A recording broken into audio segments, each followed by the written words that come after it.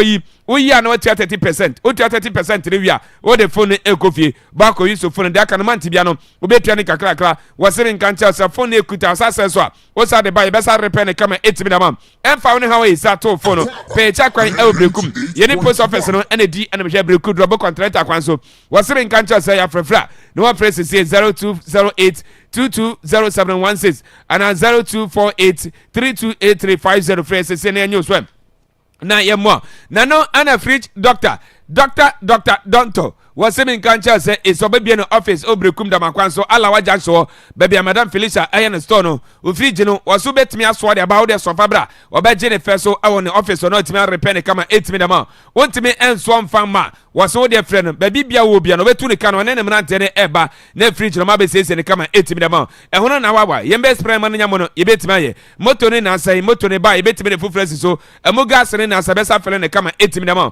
say wo condensate ne nya adwuma yi bo mo de ne page akwa betimi ne fufresi so ebebo adwuma ma nka say woni etimi adwo o di freezer no na eso de ade hye wona sese ya wasemi nkancha so hye no so say wo be page akwa na ya be sese ne kama edema frɛ 0556468154 and 0503603426 o friend komo bia keche bia no ye no betimi edi na etimi abo akama abra yi semoson for Mr. Bona a eserema examiner ni nsem no what the brother India no enya sabkito kra say Glory Temple of Christ Ministry wasemi nkanche say ya kwanto na kweda dwene so say ya busua na say duabo bi dam say ya honhom awade bi na ekotiaw say ya deliverance bi na manasa wo na say ope wasemi nkanche say ya chronic disease bi na wo so say wo down Sudan body promise and fame and face juma ho na den e de amawa wasebra ye de akwanche ne paibo egu fam wo be wie no na sa hawo no nyina no etimi afre so wasemi nkanche say fiara no pabia no eno paibo no ekoso anapa no nwatwe ne starting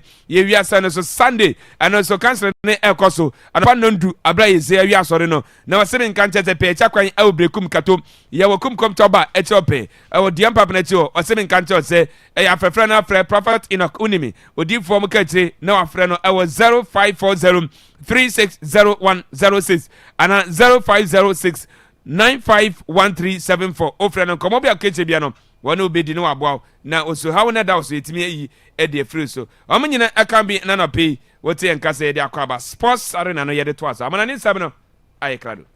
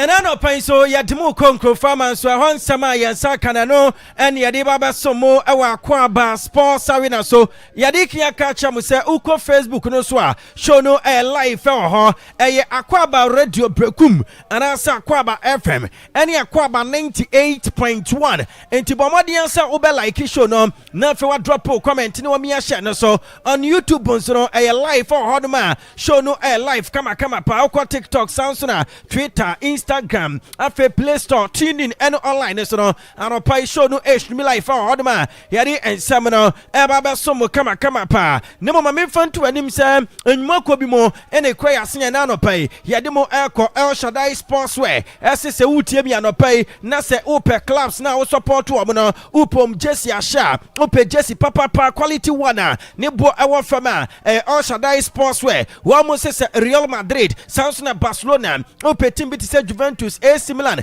and Inter Milan ope Chelsea Arsenal Man City Liverpool and Chelsea Tottenham Spurs mo wo mo Jesse ne abusu a wonoma ne bo no F ye pa afa mo pe football boot papa no ya ne bo F no ebi ewo El Shaddai Sportswear mo nso a mo pe ball a ne bo de na esanye papa na ne bo ewo fam no El Shaddai Sportswear say o bo no abenya sa boss ni nyina bi wo se be mfanto anim se ebia o pe track suit afa mo pe slivers no and rafis mo jerseys mo hostels and mo cars no o ko no ma ubenya bi ewo abofo kwan so wo se World Cup you know countries ni jerseys ni nyina encha na the new ones no eba special promotion and El Shaddai Sportswear eba baye enti kwaswo na anuamu eni sawaso mu obrekum Central Mosque no nchemu wo betimi aform our 0542 427 787 and answer 0204 584200 eno number yani El Shaddai Sportswear 18 kamo awa so Maya Chemist Limited enso se wutie mi anopai na se ebia wako hospital yatro adro ama na ope babia beto adro no ne quality one na se papa na afri na afenso ne bo no ewo fema Maya Chemist Limited say any prescriptions bia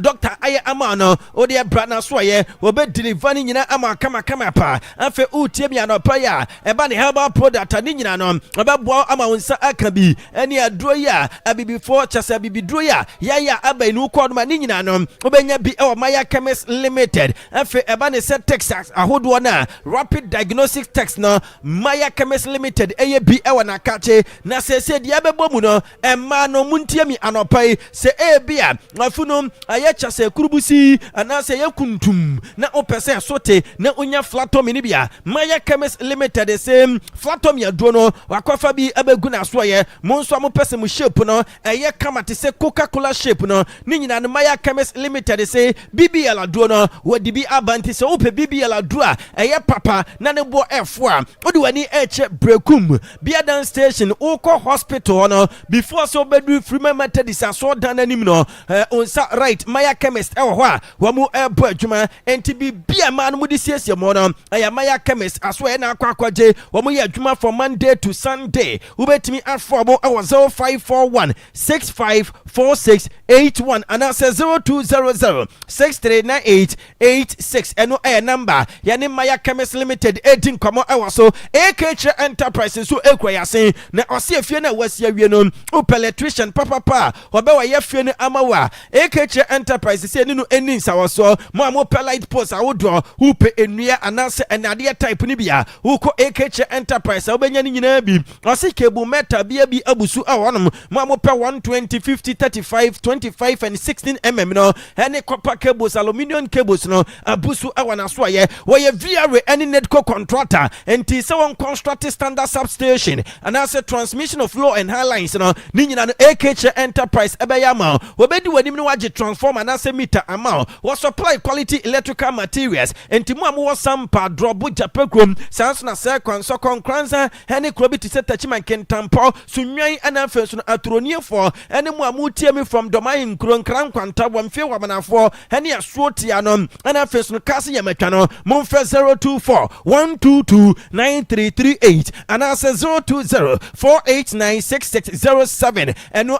number yani AKH Enterprise edin komo awaso wo brekum jam dede woni Liberty Junction no na edin hwani mu na Akwaaba lodge mpan force se wutie me anopai na ope ultra modern hotel a obeda amwasun adwoa eho ene wo so de wani eche bia wo ye program bi ope flyer program na wo mu spacious floor eho ura hotel nso inside wɔn say rooms no aside say emu efe na emu akono no wɔn restaurant ewo mu gym center nso ehye mu supermarket eka ho ukoba obenya nsa no de ano eden ene de ano enya den na kofie di kan aka tro say ene anopai no se upa aduane a edepa ebetimi aboa ama enema akosue ama wa eye Akwaaba kitchen wo maduane no mo amope emutuo sanso na mo amope fufuo ena fenso no banku ene abetia no ni nyina no Diatia ene se Akwaaba kitchen mpanfo echa se muba honoma sa aduane no mubenya bi adi amanema enso akosie ama mo kama pa ne bo nso efu yie pa enti se wutie mi anopai na se opese udidi ema ho etowa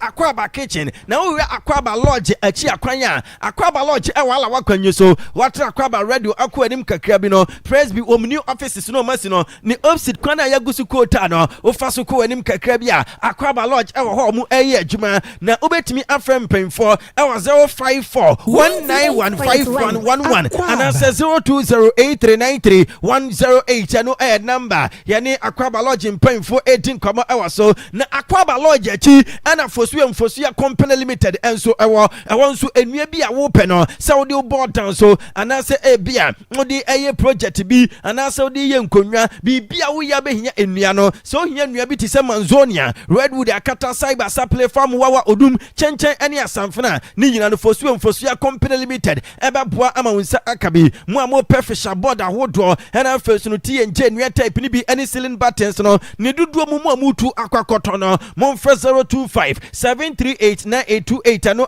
number yani mpanfo 18 komo ewo so afi original anti barbering saloon enso ekwayasen kama pa no original anti se so be yuti ama ho ayefa run about akese mo Fidelity Bank dachi enwo ubetimi afa no 0546843282 eno number oni original anti 18 komo ewo so Adford Frozen Foods enso echa se open nam papa de aye aduane anase ebia de ugu customer ton ageso mfaso na open nam ni bitise kotodwe na manama pork tintin akokwa ne nsa anase ebia open gizzard sausage na ntwemfuru tilapia redfish salmon palapi esopa hamani sardine eni tuna no ni nyina no Adford Frozen Foods se wo ba wo aso ya ubenya bi wo mo brenya kwakwan ne so babia enkane na Chris FM ewo no opposite eno mo wa wo mo aye adwuma afi ura mu ewo do makwan ne so a wo mo ani washing bay no edi enhwade mu obetimi afo mo ewo 0248431370 and answer 0204557434 eno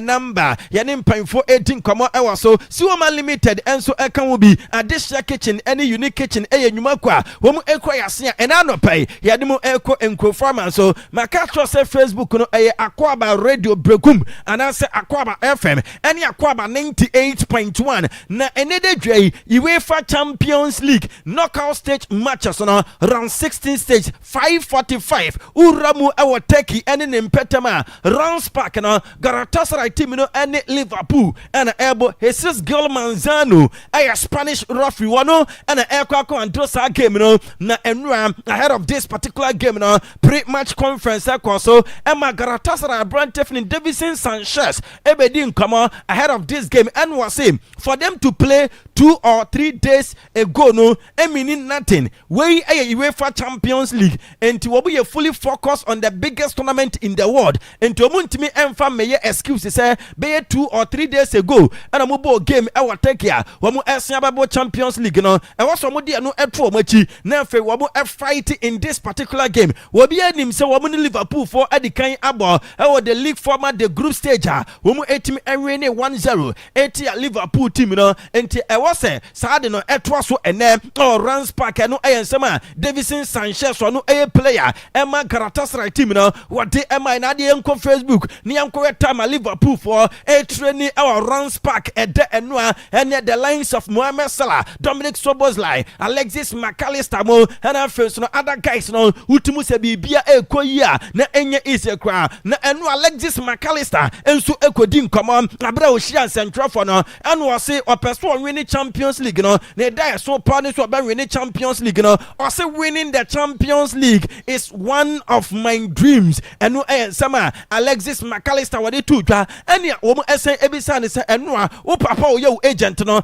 ebe kan nsem bi se amanfo akekaika se enchekra no obe renew contract e dia Liverpool team no na nsem no no krabia enimu one out anum edi asem na woka edi afa wo future ene wo contract on ene wo se no krapa ene se wo bia ni ono abrante na Alexis McAllister ana se ni agent no enhia enti sansem no enye nsema eye no kre ne mum nyade sem ono abrante na Alexis McAllister no woni ni agent ne papa no ebe rush into this issue eno nsema akoda no wodi to dwa wei ebe ye game number 100 edi ama Liverpool wo coach Anslot na already no wa bought 99 matches no one winning 62 enti say nei Liverpool team no timi ehwe Galatasaray team na ene papa ne dey ene Anslot eba be ye the manager wanya most wins e won the first 100 games as Liverpool manager Kenny Dalglish and asade no ekura na eye 62 wins and wonya ye e won the first 100 matches mu as Liverpool manager and anopɛ ye did nyina ema mo na Anslot so say wa mo first game wa mo boy a wa mo eba runs park ko mbedi nkukuo no wa wi ade mu se ene ne mrante ne ebetimi adeliver na for mo anya win in the game na ma the second leg ebe koso our Anfield no aye cool trap amu mo na de ba ko epa ne se bobo kwef ne Galatasaray ebro mo so ba ko no mbisa ne se na so obi ade 11 players ena eba be gina park ni so ena o se ane obi ade 11 players na eba na so obi ade Galatasaray supporters no dede omo ye no ya na chasa no edinye pa na no kwep na edurumre bia obisa na ho se sa dede no nipa na ye na se ye machines na se emoa na ye sa dede no wose ade a Galatasaray supporters ne eye or runs park ne de ano edinye pa na no kwep OMV wo mo Galatasaray wo mo supporters because of our wo mo esifasu eye dede support team na no eye nsama Anslot wade eto dwa na wo call take abanten so no na Federico Chiesa enka ho na Alisson Becker so enka ho na Alisson Becker de yesi enra anopa training session e course no na Branton ekwa piki inja ene ya Branton fne Mama Dashveli na chance obe start goal post room hade ama Liverpool team no Milos Kekes ebe gina mu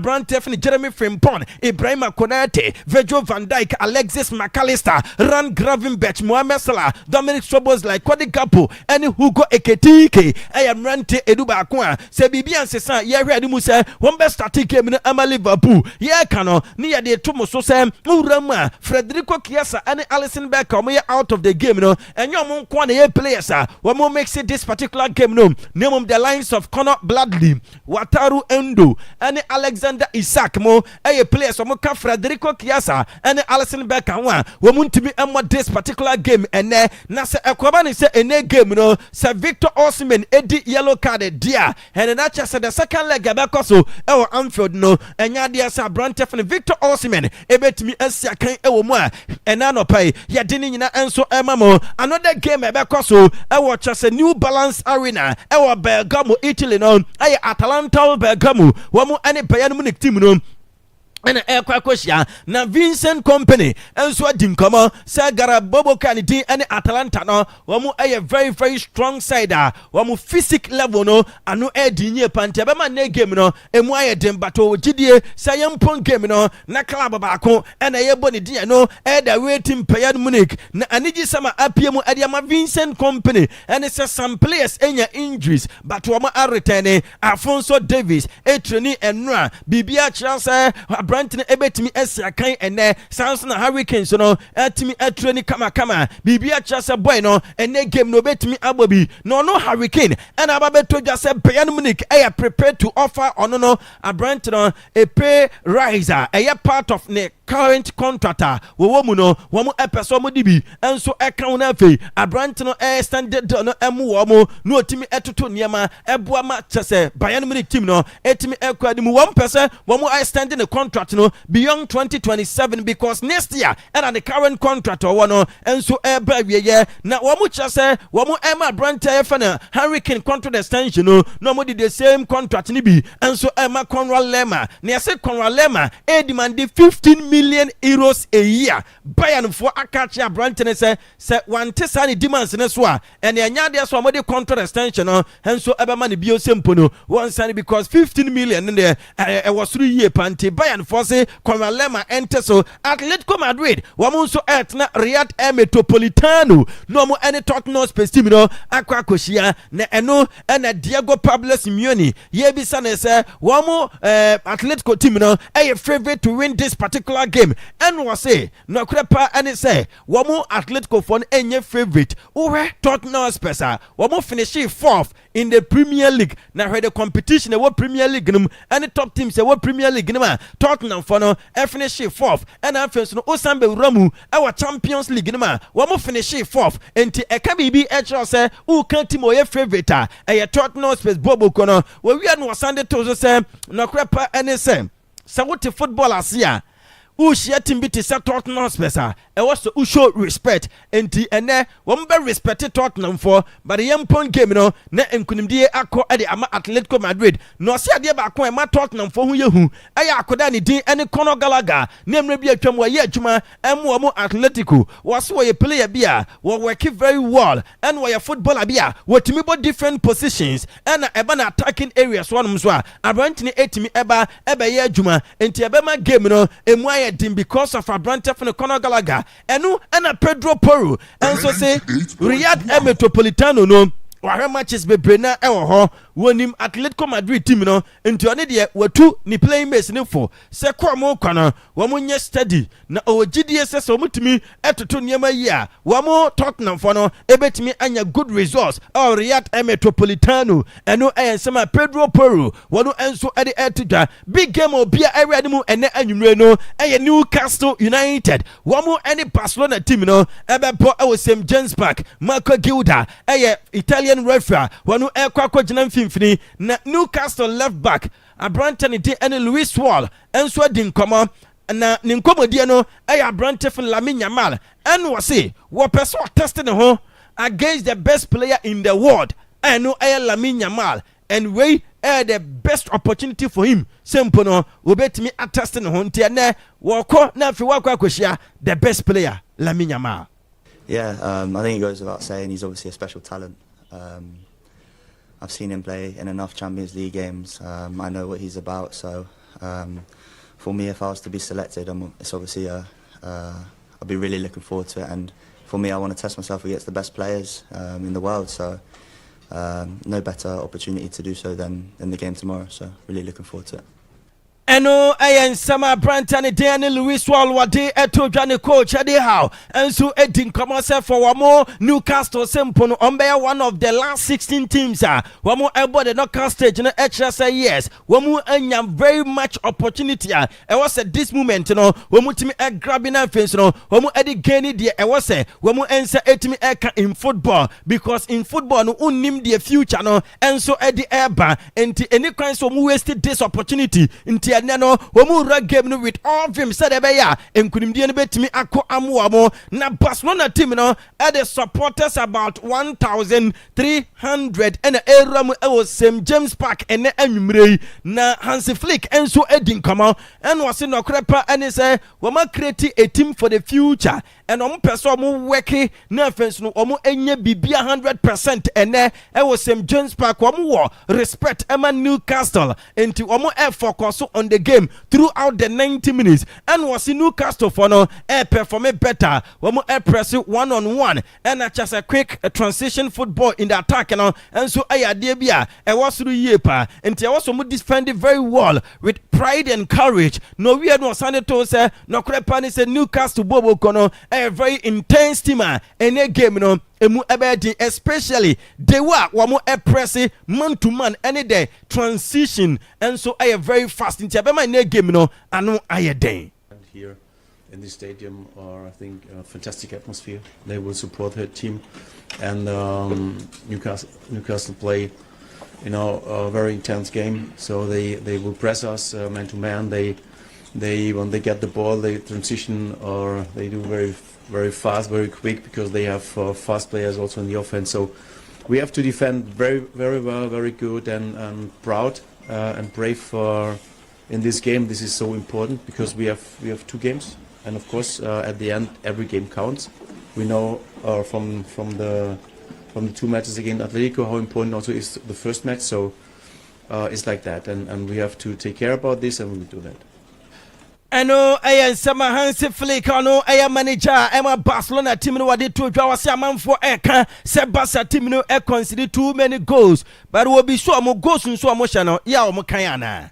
19 years old, but he has a huge quality. For me, is Inti yanhwe na fe yamfa ensem no a o kan no entoa so emamo.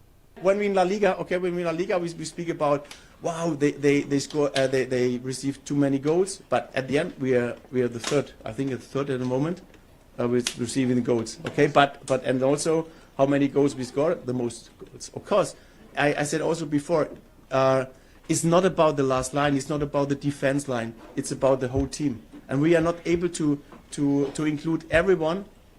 It's difficult to defend. This is what I said before. Sorry about.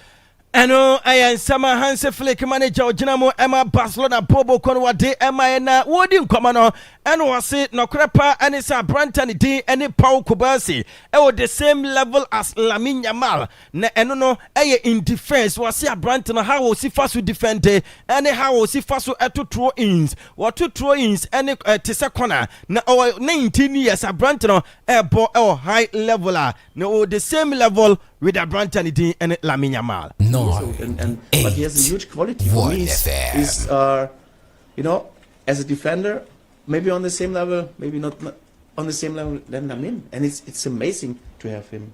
And then look how many years he's playing on this level with 18. It's unbelievable, and I'm really happy to have him because he has to improve.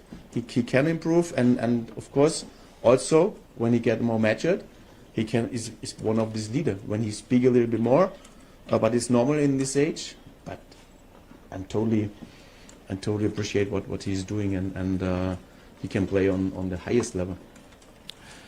Eno and sama Hansi Flick wano enso editu dwa na wohwem rantie eduba ko a ene ye wiade mu so be start game no ama bobo kwano Barcelona ewo musa Brantan din ene Pablo Gavi eko training eda enrade na so wem rantie o start edi ama Barca team na say enete Brantan din ene Juan Garcia goalkeeper Eric Garcia, Pau Kubasi, Gerard Martin, João Cancelo, Sansona Magbena, Pedri, Lamine Yamal, Fermin Lopez, Robert Lewandowski ene Rafinha rente eduba ko a ye we ade muso mbe start game no ama Barcelona na Kofi dia meti ene sam Abrante fun Lamine Yamal, Fermin Lopez, Makasado ene Gerard Martin so amunso edi yellow card na ene second leg ebekoso e was Spotify company no enya de se emrente no ebetimi ese akan ewo mu na Laporta ana de te edesem yase enua Javi ekokodi nkomo se ono no sin se woni papa ni din ene Laporta wo ntem etete ye no woni no enkasa da na wodi nkomo no en wase no krepa ene se ni days e wo Barcelona no nanka Brantan fe ne Messi epeso san return no ne Lamine Yamal ene Pedri mu ebesi akan ebomu na so nya de se Laporta e ma kwan ya se na club no waje e de atana ni ase a one person Brantan fe ne Messi ebeba no de ne stardom no aba betwi afa no so eno ana one Laporta enso echa se no krepa ene se Brantan din ene Xavi no we club no legend na ekamia se Victor Font yusuno against club na adwenya ne se wo de against wono papa ne din ene Joao Laporta na so ade na wo ye no wo de against club no krepa ene se woman squad no wantimi amfa nya bibia na so Hansi Flick eba no the same squad what they are winning La Liga title na de obetimi aka e de ache papa ne din ene Xavi ni se wo ye club ne legend nti wo kasa ya na wadwen ho mienu na even krapo no Tama Messi ekoya sansem ne pop up no papa ne din ene hoye Messi papa ye ne agent no eba ne fie be ka se dabi Abrante fe ne Messi no ebe better so obekọ Miami anase Saudi Arabia tama no ofri PG no enti nsama Xavi eka no krabia enimo ene wo send to se Akwaaba ne se obi ebe yusu Messi sɛ ɔde ba bɛ attack wɔ no Laporta saa nipa no yɛ na wɔdwene wa wɔnte aseɛ na eduru baabi kurapo na supporters ne pɛ sɛ ɔno Laporta no ɛpam Xavi nanso wɔ guide no protect no wɔne Rafa Yuste wɔn mu nyinaa nso protect no nti ɛyɛ ne nwanwa sɛ enei Xavi akwakwanya kyerɛ microphone a wɔde keka nsɛm because of election a ɛba bɛkɔ so no nde hu ni sɛ Victor Font ɔyɛ presidential candidate ɔne ne ɛpere no ɛna ɛhyɛ n'akyi a wɔyɛ saa de no ɛno ɛna Javier Tebas ɔno ɛyɛ La Liga president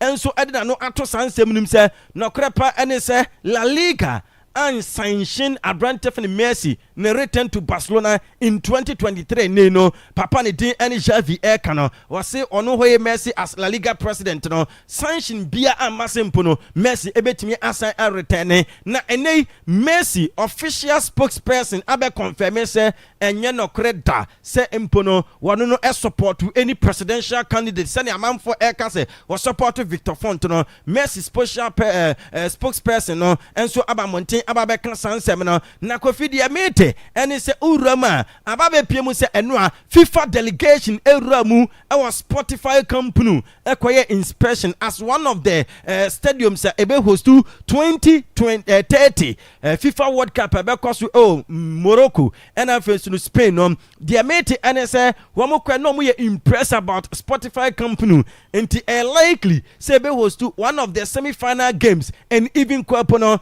be possibly the final game no betimi a host to any FIFA edi won kama na yase Barca team no and so aka one of the clubs wo mu monitor the situation between Dortmund and one Brandt Julian Brandt yase at the end of the season no Brandt ebe free agent ochina Champions League games no ebe to so Leverkusen 5:45 for money Arsenal and Ebo Bodo Glimt and so any Sporting Lisbon ebo 8 p.m. na fe Paris Saint-Germain any Chelsea abo our party prince na uramu ewa Santiago Bernabeu Real Madrid and Manchester City bobo kono enso akwakabo na yebisa se PSG any Chelsea game no and afenso no Madrid any Man City game no chena mu dia he and am pese yenya commentary na Enzo Fernandez adi won komo se ni dream plan so obeji Champions League with Chelsea bobo kono na o GDS Chelsea ewa the abilities to win the Champions League and Chelsea bobo kono edi ni birthday urama yeti Chelsea team no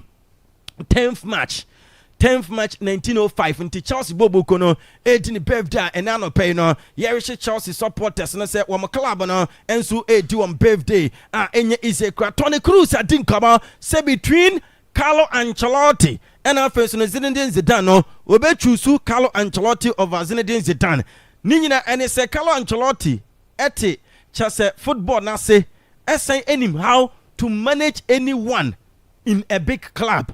Nti se o manage big club no Carlo Ancelotti eni manage yie pa nenei wakoye no ase obi obe replace no na ayeden Xabi Alonso aba amfa Alvaro Arbeloa enso ebre nti yesi Florentino Perez and Madrid mpem for no ayo madwen se ombepe new manager in the summer na dia mete ene se Cesc Fabregas eye panyimpai ne no yesi Madrid for no ene no 18 komosem no say at the end of the season na ekwan ebeba mu a enkombe fa na fi waba be yadwuma ede amu mo aside that yesi Pochettino enso eye one of the candidate they made any so on so after the FIFA World Cup because USA no and we you there so many ebeba we as manager Emma USA national team no enti yesi nei Bobo Kefene Tottenham NFL na Atletico Madrid game air cost or Madrid abonten so or Riyadh Metropolitano no Pochettino ewa Madrid empetema wodi kan ene Madrid for no akwakohia na afei enyankopon nya adoma enanwrei wakwakoe Tottenham NFL no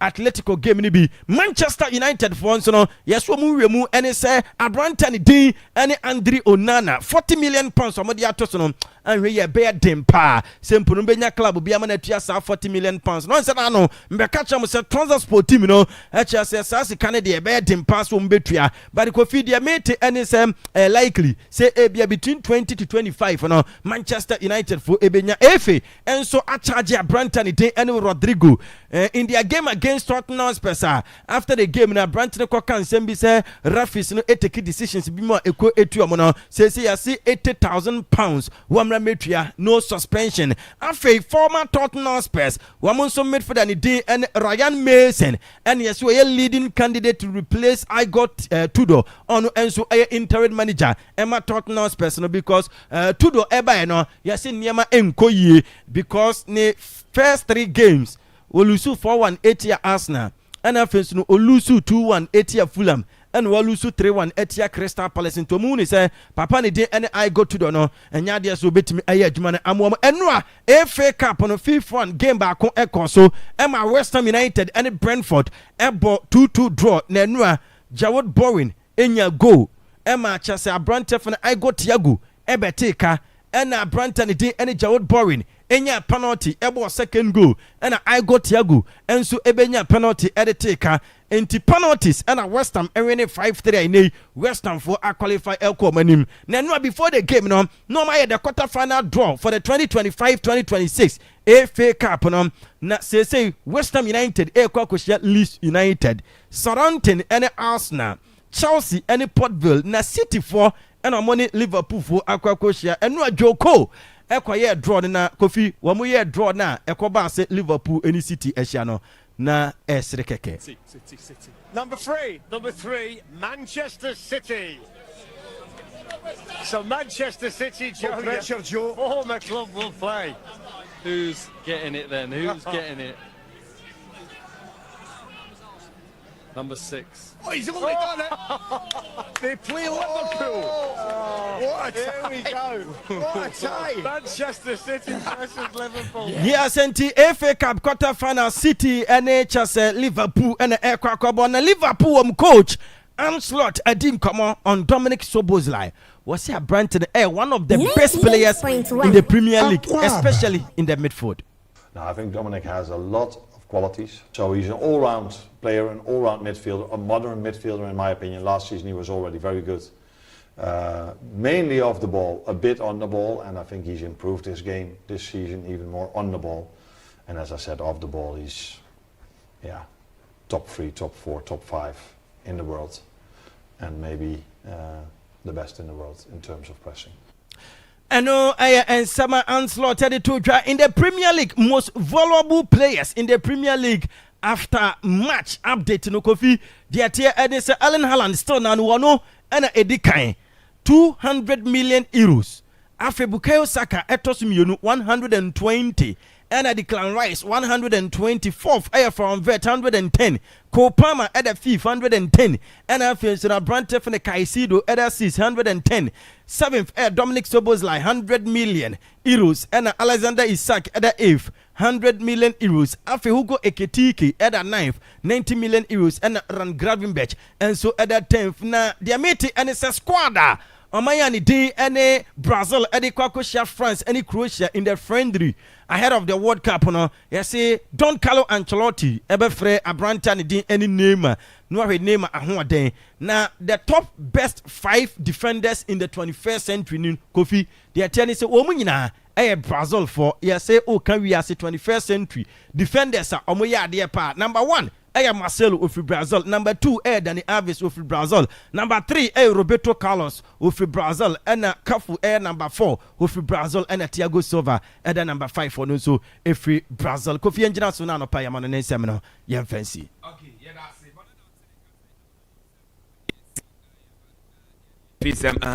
And Antilemuna can unite me at twice. Akwaaba Radio 98.1 so. So we Akwaaba Sports Arena Shannon Duba EPJ mu at the free to media and no na Jovia apetwaso at the amount. Na what me at Akwaaba you can atwaso. Do me nuba say the inimuno. Yedi Akwaaba you are some casebono ebetwaso. You're live on Facebook no Akwaaba Radio Brekum. On Facebook no Akwaaba Radio Brekum and on face so Akwaaba 98.1 on Facebook, Akwaaba 98.1 on Facebook, and on Facebook Akwaaba FM on Facebook, Akwaaba FM on Facebook. Cause see na show no na kope bi na hwe na nkwa bia ka che bia no na ye no ntimi eni o de ja no Oh yeah, once I'm in my basi. Me you network na mama na wo ya. Minister ene matches there ho. But more than a channel so. Say wsbets.com. wsbets.com.gh. Course is no register. Na also so. Na first car twitch. Ube wie no. Ubenya ne kutu. Ebeboa ama also what menya ska bebre na e de agubutum. Ano wsbet.com.gh. wsbet.com.gh. Course is same. Na ko register say bia also. Also betime anya also sibi. Na also timi anya ska e de ato akire. Na uzi atena sema yenko no ho. Na owia e de aka na beto aso e wo fiasa. Aha Akwaaba radio 98.1. We say good morning. Good morning, Kofi Tabo. Bibia boko dia. Kofi bibia boko pa. Ye de nyame ase. Ene ade ache aba. Yeah, ade ache yaba. Ya nyaba fere ni. Ne ho mfa no kakra on. Ne ho mfa no. Because ase ye ba ha no. Abrante na start ye nioma bia. Me ka se minya ni ye pa. Ne ne oboa. Ana team ye oba ye munchi o matu oka. Bas malega. Mi de betu ya poeta na rapper o.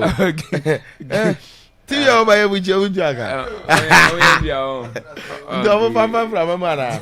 Mfama monchi klamba jana se Frankfurt na se Stuttgart. We be Stuttgart.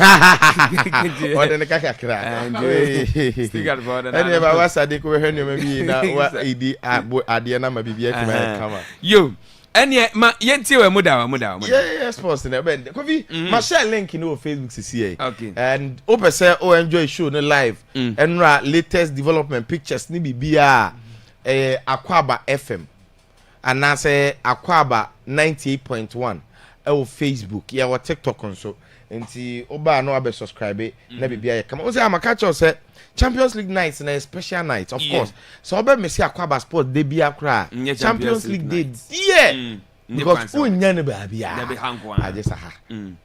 Ko bia na ewa. Eno ano no. Ene sports no. Say the maka no. UEFA Champions League round of 16. And a big game ne ever koso St James Park. Newcastle against Barcelona. And say you do knockout round of 16 stage until 2 legs and you are free.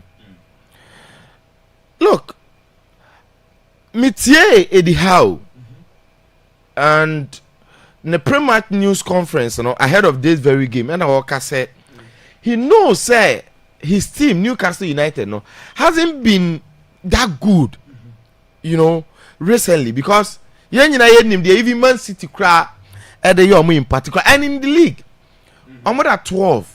So relatively, so here Newcastle and and come per se on that right, and last season the end they were fit to qualify for the Champions League. So relatively, the team need that good shape. In fact, already they are out of the Carabao Cup. They are out of the FA Cup as well. All thanks to Man City. And the Newcastle boy in general, any BBA. In fact, the coach is on a hot seat right now. A lot of rumors ever surrounding the future. Any BBA. So on him said the team hasn't been better. But you see, against Barcelona. So in the news conference now, also present the team show up different. Yeah. Of course, okay, a lot of things. Also, Barcelona, Atletico Madrid, particularly Barcelona, and you realize, say, Barcelona for say, Omoka sombe turn up on you. He faced them already, and when him do me, and he did spoke about last game against Bilbao. So it looks as if say he's talking about how strong Barca is, and he appreciates Barcelona's strength and everything. But again. Waka say in as much as any team form on or percent the team show up different and they want to create memories. That is what it's all about. Because and on the man called ball famous Faustino Asprilla, Colombian air legend there, attacker. Barcelona in 1997 3-2 about hat-trick. Faustino Asprilla is when in fact 2-1 about TV no so cry. And he's that legend and me sure say Obesayamba because the more kind of England casino na this very fixture Faustino Asprilla. So osim rantie games bit say say omo revisit na omo de ka bibi chiro omo say na omo Newcastle for no omo betimi aye bibi against this Barcelona side. So yes, in as much so always any team no, and didn't yet too great, you know. He feels a one-time moment that me capitalize it, particularly at St. James's Park. Of course, I'm facing Barcelona already. League face no, and they lost by 2-1. Interestingly, I game Lamine Yamal and Bobby. But then Marcus Rashford, and about 2 goals, no, quality goals. In fact, in the league phase, say, Oshe born one Newcastle and Barcelona boy, you know. After all, maybe at the time, no munyam face Hansi Flick's Barcelona another. Because they really disappointed. They had numerous chances. And maybe Barcelona outside trap no how to deal with it. And you see, with Hansi Flick's Barca, no, they be not tying in the first game. We after subsequent games, we have a fair idea of how they operate and the way you map up a strategy and come up against them. And they better do that because Barcelona won when it talk about this season, particularly in the league, they are cruising 4 points gap and Omadiama Real Madrid. So they've been consistent in the league.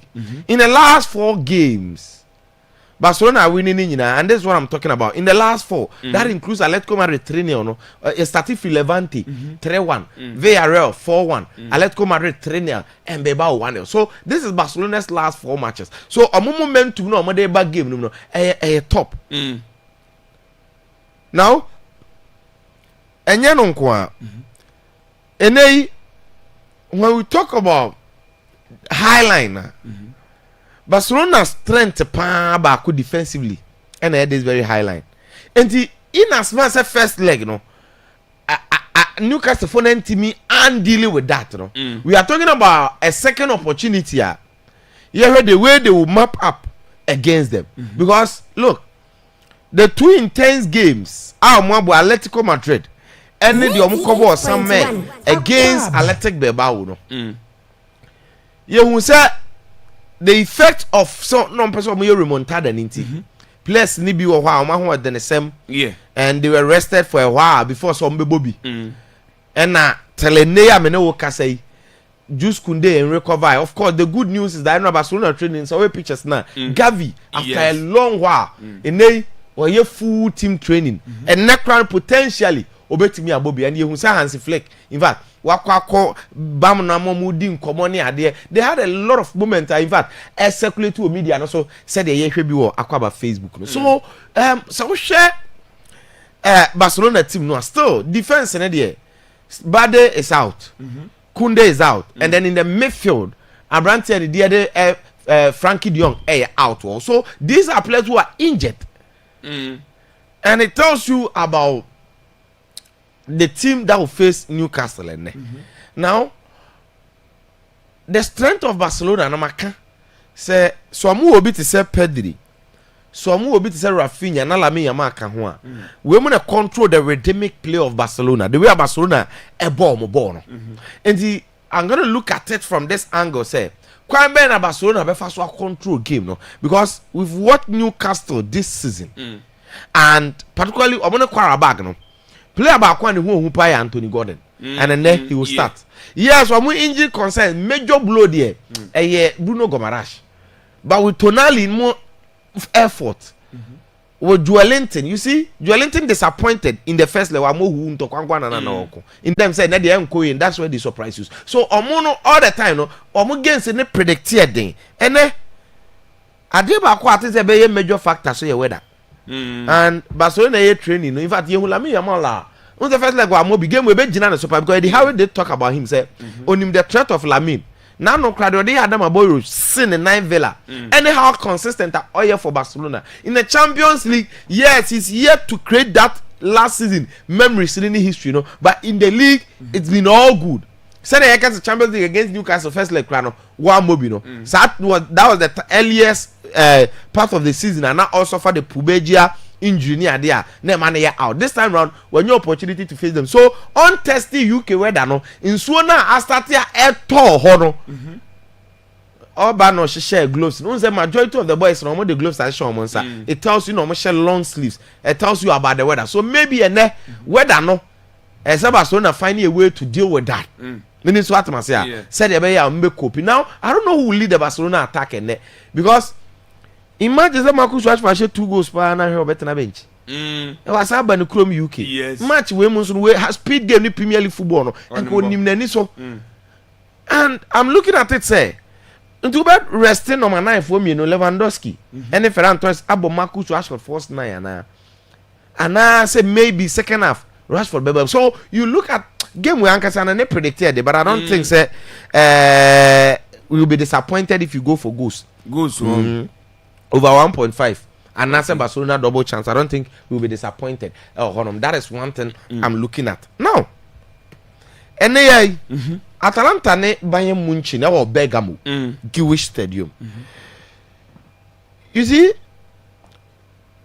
the story of Atalanta just like the Bodo story in fact so Kai playoffs now in a tie and obia free Atalanta for na free mawie because Dortmund are watching the 2-0 and omo back on the night omo fie share Dortmund 4-1 last minute goals Kamaka in fact this Atalanta team in the Champions League say bomb home games now the last 3 ni nas Kamaka she go now no omo disappointing draw against Sassuolo Kamaka had 2 so for Kamaka there ono no e no manaya omo ni dan so pa ene and Sankasa no the most experienced side and yes Atalanta had a lot of memories in the Champions League. But the records in the knockout phase, the round of 16, say, in the last 8 matches, I think they've lost 6. In the knockout, say, a time mistake. Okay. This is Bayern. I don't know, so when it comes to knockout, in the last 14 games, we're in 12. So, more in sharp contrast, again, in terms of form, any BBR, Bayern team, not under Vincent Company, a free scoring side. And they've scored a lot of goals in the Bundesliga and in the Champions League. They are coming with hurricane. And they, fortunately for Bayern, almost everybody is available. When you say Jamal Musiala Wantono, and in the last 9 games, Nini na when minutes, Nano Crado will go against Gladbach. And you look at Bayern Munich and the squad that they are having now, and you see, say, this is an ideal starting lineup.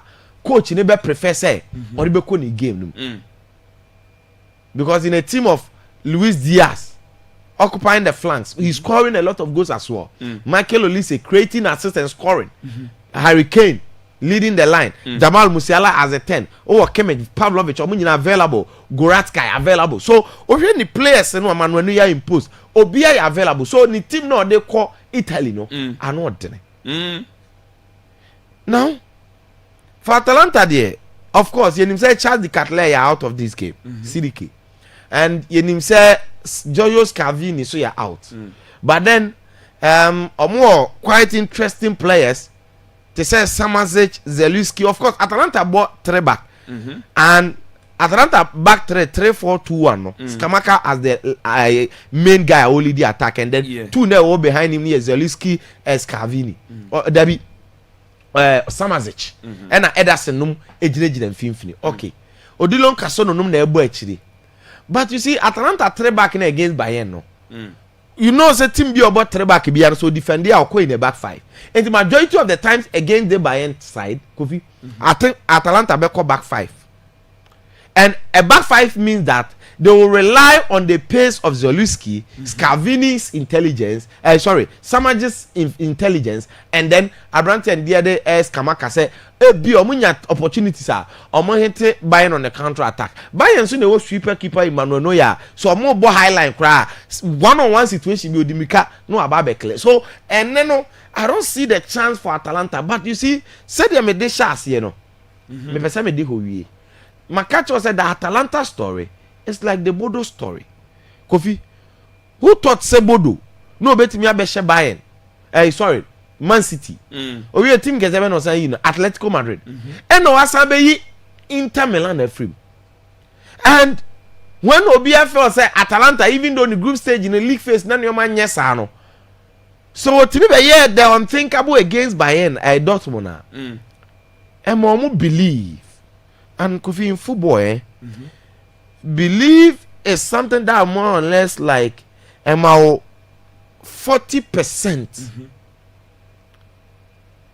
But there can be effort. Football no believe to me yeah juma pa more or less like be 40% done. But there can effort. And that is where I think Atalanta phone near company nim.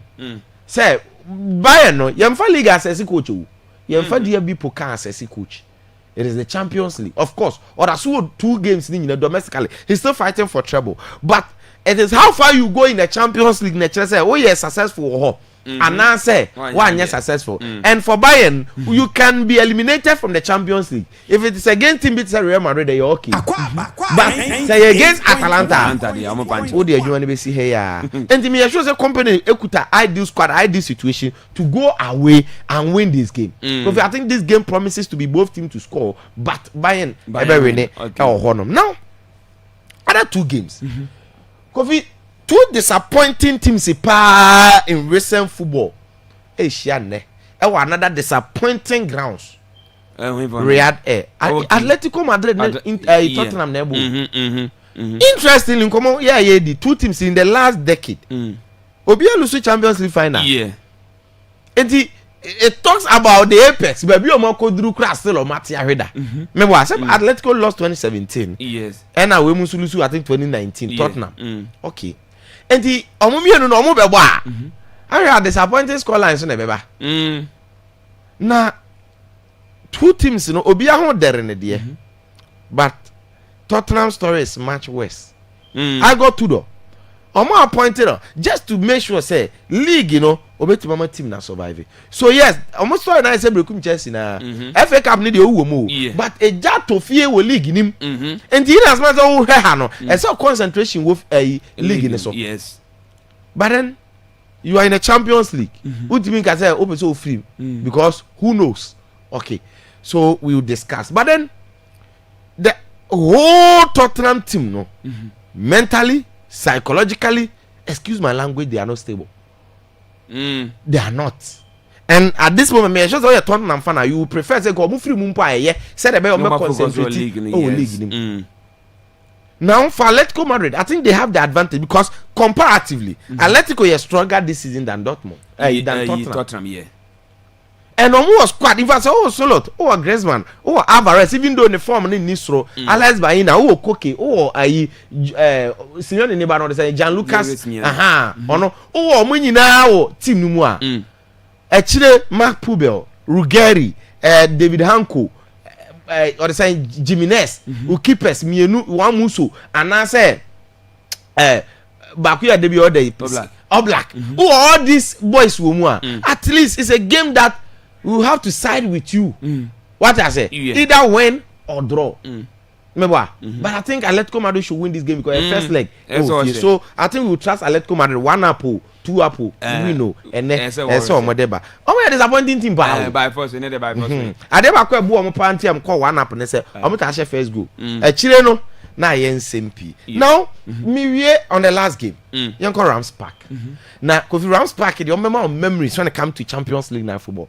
Adeɛ baako a guaranteed wo ho fans and chanting no the way I created the atmosphere for Galatasaray Sport Kulubu no more dede behind the team and it was the story team man from 2 goals down share Juventus 5 and then me sure the fans no will show up just like that but Atalanta Liverpool this season I might say ECG for light Galatasaray for no almost switch it off and on. Yeah.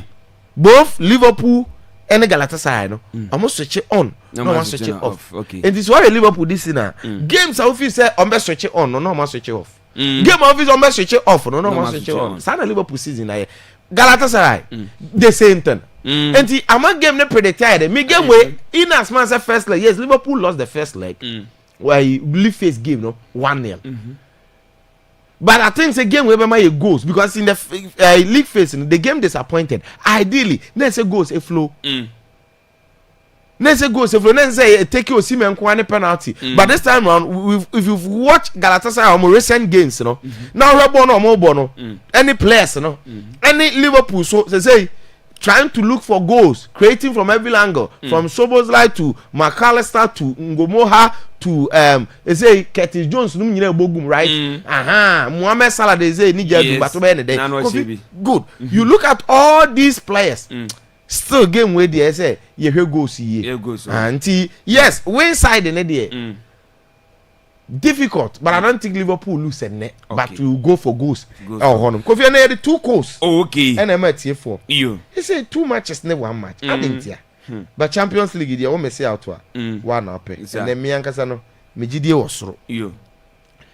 BW 2 goals betway. BW okay. BW 4-3 4-3 F4 4A 9-4 Tenye BW 4-3 F4 4A 9-4 Second code BW 4-3 F4 09 D5 BW 4-3 F4 09 D5 so course ni okay yeah that's see eno aye Hussein Adams na otenen ka so wie ye no betway coach no obama dia 8 media so kama 8 media ma ese also de kakraba yakoto akiri okona se ultimate ye ya na ne wasa tima koso kama 8 media ma Mr. Sharon so sample ye ne bi se opesengrim self contain we here our contract and answer katu enti se wo single self contain our contract and answer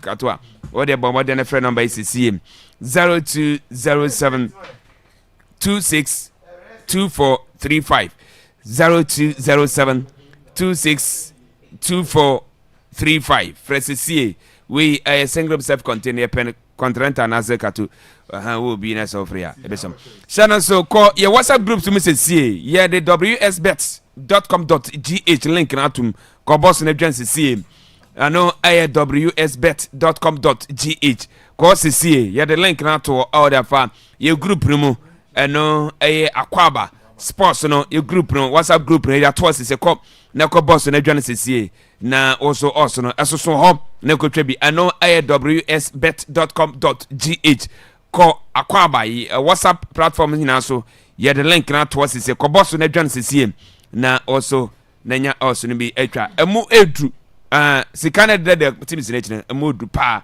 ente ko CC na ko pe bi netwa na edi na odi so a obenya sika bebre dia na etua unya dia na etua udia na etua unya twa so ya unya twa nkwan de ya unya twa ubedi unya twa ubedi na unya twa woni oh asa go bi ya mama ye ni paboni na utwa de na woni so utwa ubedi so here oh nyam ya dum bibi aboko okay wsbet and wsbet.com.gh unya twa nkwan de ya Ubedi say the link now to your WhatsApp platform. There's also here inquiring for wsbet.com.gh. Unye cha ubedi. No. Yeah, has we cha. No ubedi. Ubedi CC. Unye cha ubedi. You. You go. No unye cha woni. Yanko. Ajuni na de kasa mo no yanko.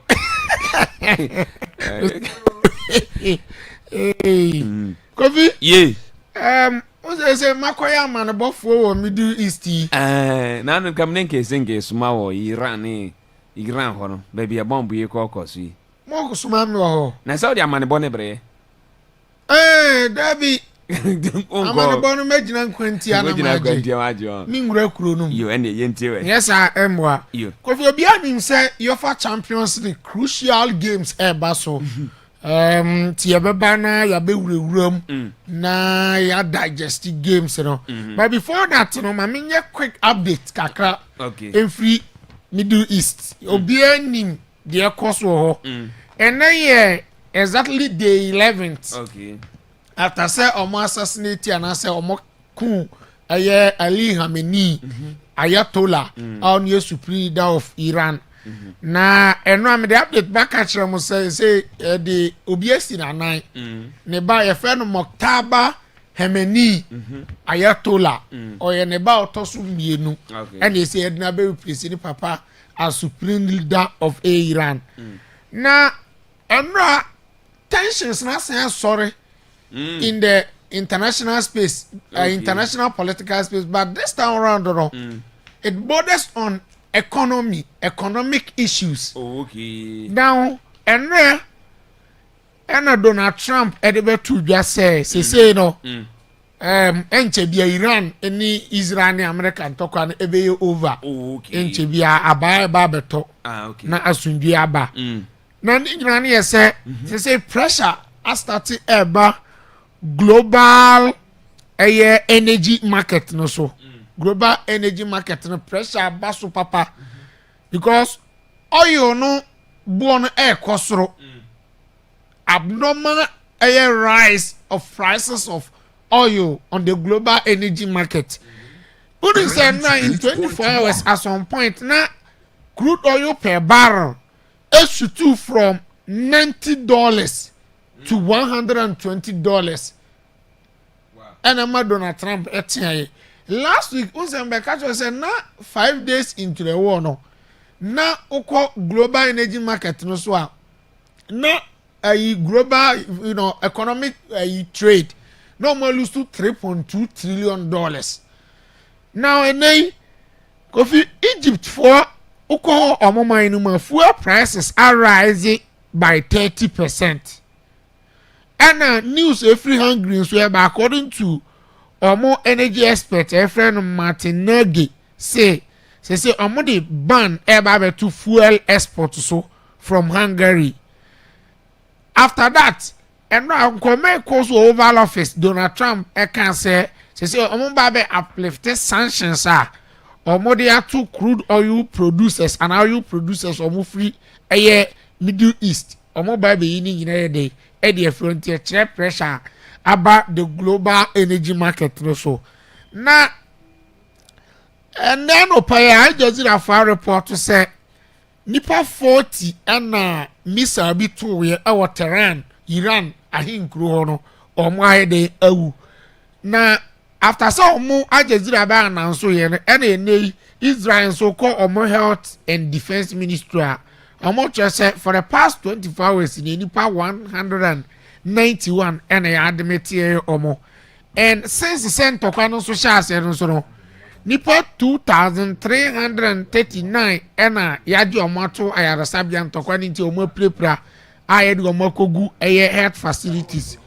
Israel omo trese mu 95% ye ji omo edito 11 they in critical conditions.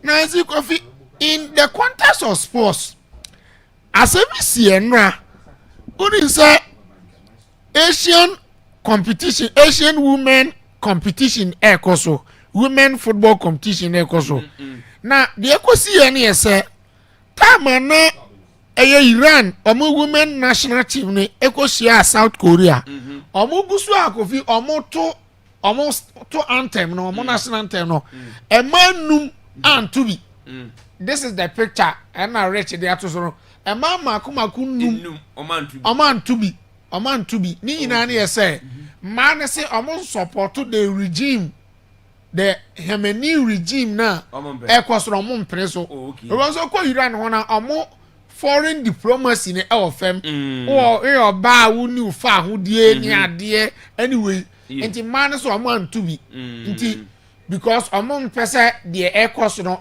be support na Kofi Adona after say news no eba abonten no amanfo bi started raising concerns say war time and Maya no international anthem bi so if that is the case there omo hu say omo ye traitors omo Iran minor ma say at the war time when ibra ba no na mukonya platform say mo wetima communicate message ama we asi ginate monkan ka bi ama mo na mu decide say the national anthem of Iran mun to be mo bi tre omo enti amanfo bi start ka say so omo makwan na omo ma maye san return eko Iran ho a omo ntimi guarantee omo safety Okay. and here e be a harsh punishment ana Donald Trump quick edit news free White House ba say and sure maye we kran so omo ko back and omo ko akowu omo ko akoku omo Iran for ni tiri me ede omo ko akoku omo Okay. enti ehwa na omo issue statement say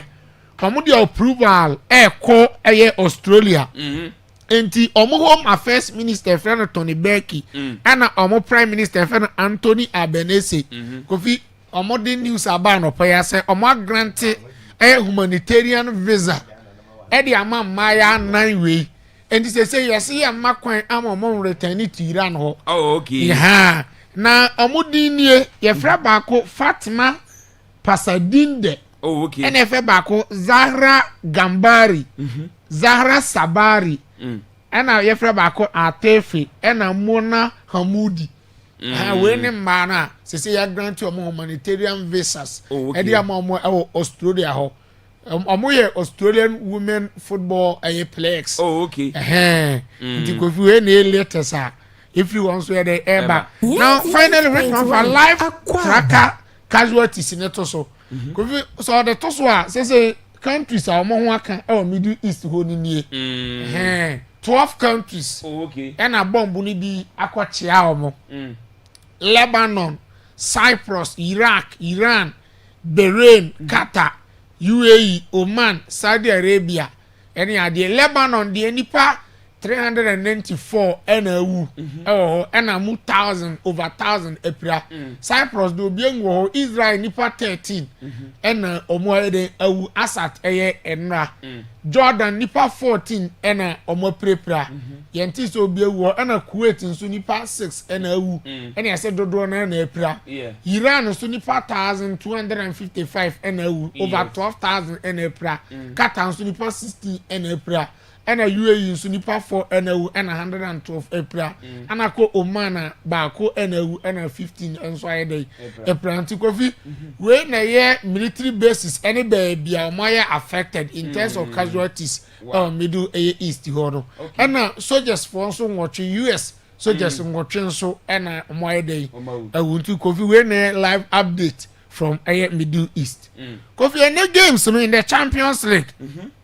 4 crucial matches ena etofem na niedi kan me sha say the few rounds pack 5:45 kei na agrono ye de ba be hihye so na si kofi yen kana tie for ntiase baby ye duru you know a different from the group stages say na midi kan maybe na twem no because say duru pempen so be say in the competition now ya do bunum yes ya duru bunum so in most cases it is about a team with pedigree it is about a team with character and mpempi ni ano sad na happen at this particular age stage. Okay, now Galatasaray versus Liverpool referee Jesus Go Manzano and a the game now. Now in front of nipa 53,798,000 fans and they expect you omo say no more koko PM runs back. Now anytime Kofi team you bet travel to Turkey, particularly playing against a team like Fenerbahce and Galatasaray no. One thing I rest assured for the traveling team and the visiting side the atmosphere the home fans and ebe create because ukwa take you na omu ye dede pa omu stadium ho omu ye dede pa omu toto dede ase omu be intimidate they will try to create an electrifying atmosphere enti ayande abako Liverpool for prepare towards that. Now Kofi they have met before this particular season in the group stages. Liverpool call unfortunately Liverpool call here. So is it going to be the battle of revenge or repeat? Say Liverpool bet me call akwakwati omo and Galatasaray ebe maintaining a recent supremacy over Liverpool now baby Liverpool ekwakobo game no crane the odds is against them. Near the conditions in favor okay. enti ene say Liverpool bet me ko trade different story or bet me ko positive results every take aba covid they need to play above their strength yes how many and yes sir even a drum po ebede now onin say in the history of the Champions League teams that Liverpool assure mo biano this is the opponent that Liverpool assure 5 or more games the win percentage ever from pa yes in the history of the Champions League okay team of Liverpool assure 5 games or more and the win percentage ever from Gara 20%. 20% in terms of win percentage. Yes, so it clearly tells you say that particular grounds war Gara field. So it clearly tells you how difficult Gara for a Liverpool. Now to buttress my point with facts, Bidum. Kofi, Galatasaray home horo. They have supremacy there. Only say in their last 44 games in all competitions, Omalusu only 2. 44 games, yes, you know. in all competitions, all rounds back. Oma winning 33, I draw 11. Wow. Again, Oma unbeaten in 10 European home games. Yes, in their last 10 European home games. Omulusuye. Wow. And to where they 8-2 Juventus or now 5-2 now. Now so they see again, their last 9 games against European against English teams in European competition. Omalusu 1 pair. 9 against English oppositions. Europe or Omalusu 1 pair. 9 matches. 9 matches against English teams. And to Kofi, a match where one send kind of air. But you see, so what will Liverpool team now? Even though you're so consistent this season. But who do your performance in Europe? The conversation is different. Or we a different team. Okay. And it's about Basha. Idea about what airborne a pedigree. And at this point, and a pedigree, now we can do one common. Very crucial, very important. Okay. You got my point. And Nokrania said, Liverpool had the pedigree in echo. And it's Washa. Automatic progression to the next phase. More playoff. Garabo playoff. And eliminated Juventus. And it's why Liverpool are the last 3 games in the Champions League, you know. Kofi, before all reaching this stage, you know, we're winning in we're keeping clean sheet in their last 3 games. Yeah. Before we reaching this stage. The Teresa amongst performance in the Champions League, you know, it was 3 years pa. Again, their last 12 away games in a round of 16 or Champions League, you know, winning 9. Winning 9, you get the point. Okay. I know Molusu only 3, I draw 1. And also my Liverpool for an advantage we ahead of this particular game. But you see, in terms of quality, Liverpool was sort of the same Gara. But Gara for no experienced players be more Kofi who underrated or more because they have virtually seen everything in the European game. Who are based in the Walang, one and Napoli near the end Waba. You will be to say Victor Osimhen, who will be to say Malo Lamina Mo, a branch of Lucas Torreira. So in terms of quality, no, Galatasaray for that power now on betting the aboard the tier any opponent. Now, so share the tactical setup. 2 teams in number the same formation 4-2-3-1. Now 4-2-3-1. The good news for Liverpool is that McAllister is back. So double pivot to be on and Gravenberch in the middle of the park. Then you have Bobby Mo Salah, Kodiga Podomi Soboslai, one of the most informed players for Liverpool this season, right behind the main center for the Hugo AKTK. Now, the problem for Liverpool is how to contain Victor Osimhen. But see, in terms of physicality, near I don't think Victor Osimhen bet me bully Virgil van Dijk and I say Ibrahim Konate. Just that they have to find a way to defend collectively against Victor Osimhen because this season he's the main reason why I got for echo money. Our last game against Juventus, Kofi created 3 goals as a result of the press, you know. Yeah. Creative 3 solid goals. So it tells to say Abrante is very, very important. While winning man of the match, I was on Kwan Air4. And the key battle on the African brother, Mo Salah, no, idea about where you any more year pa. And you go, these are the tactical setup where you anymore. Match way, Kofi.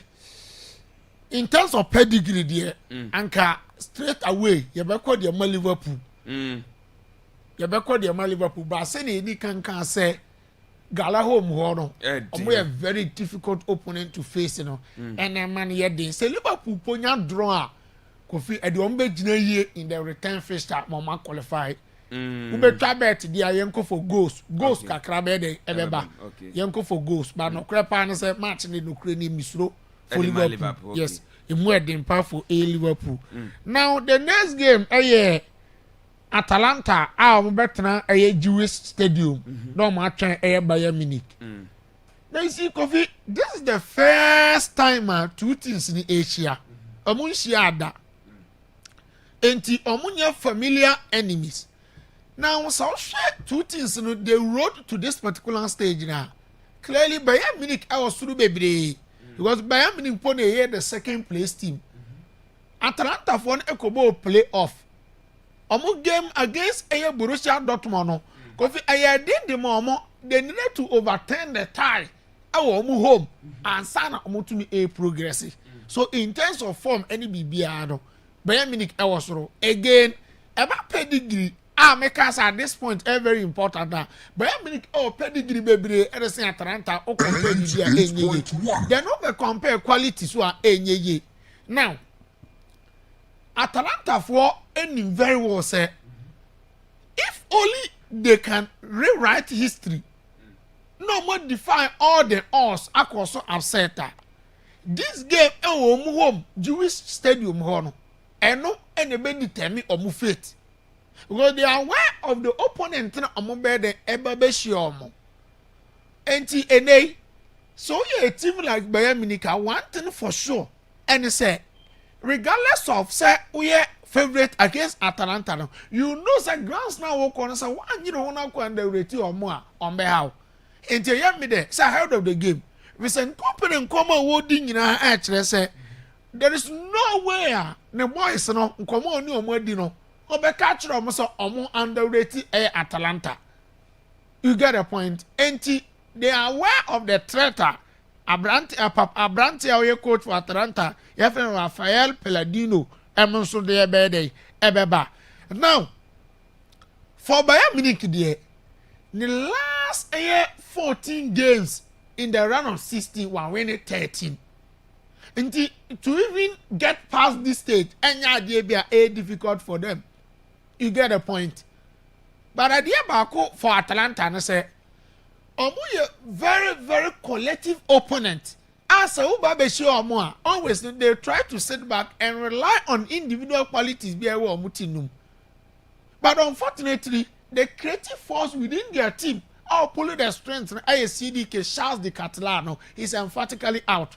Ademola Lukman so if you walk Atletico Madrid.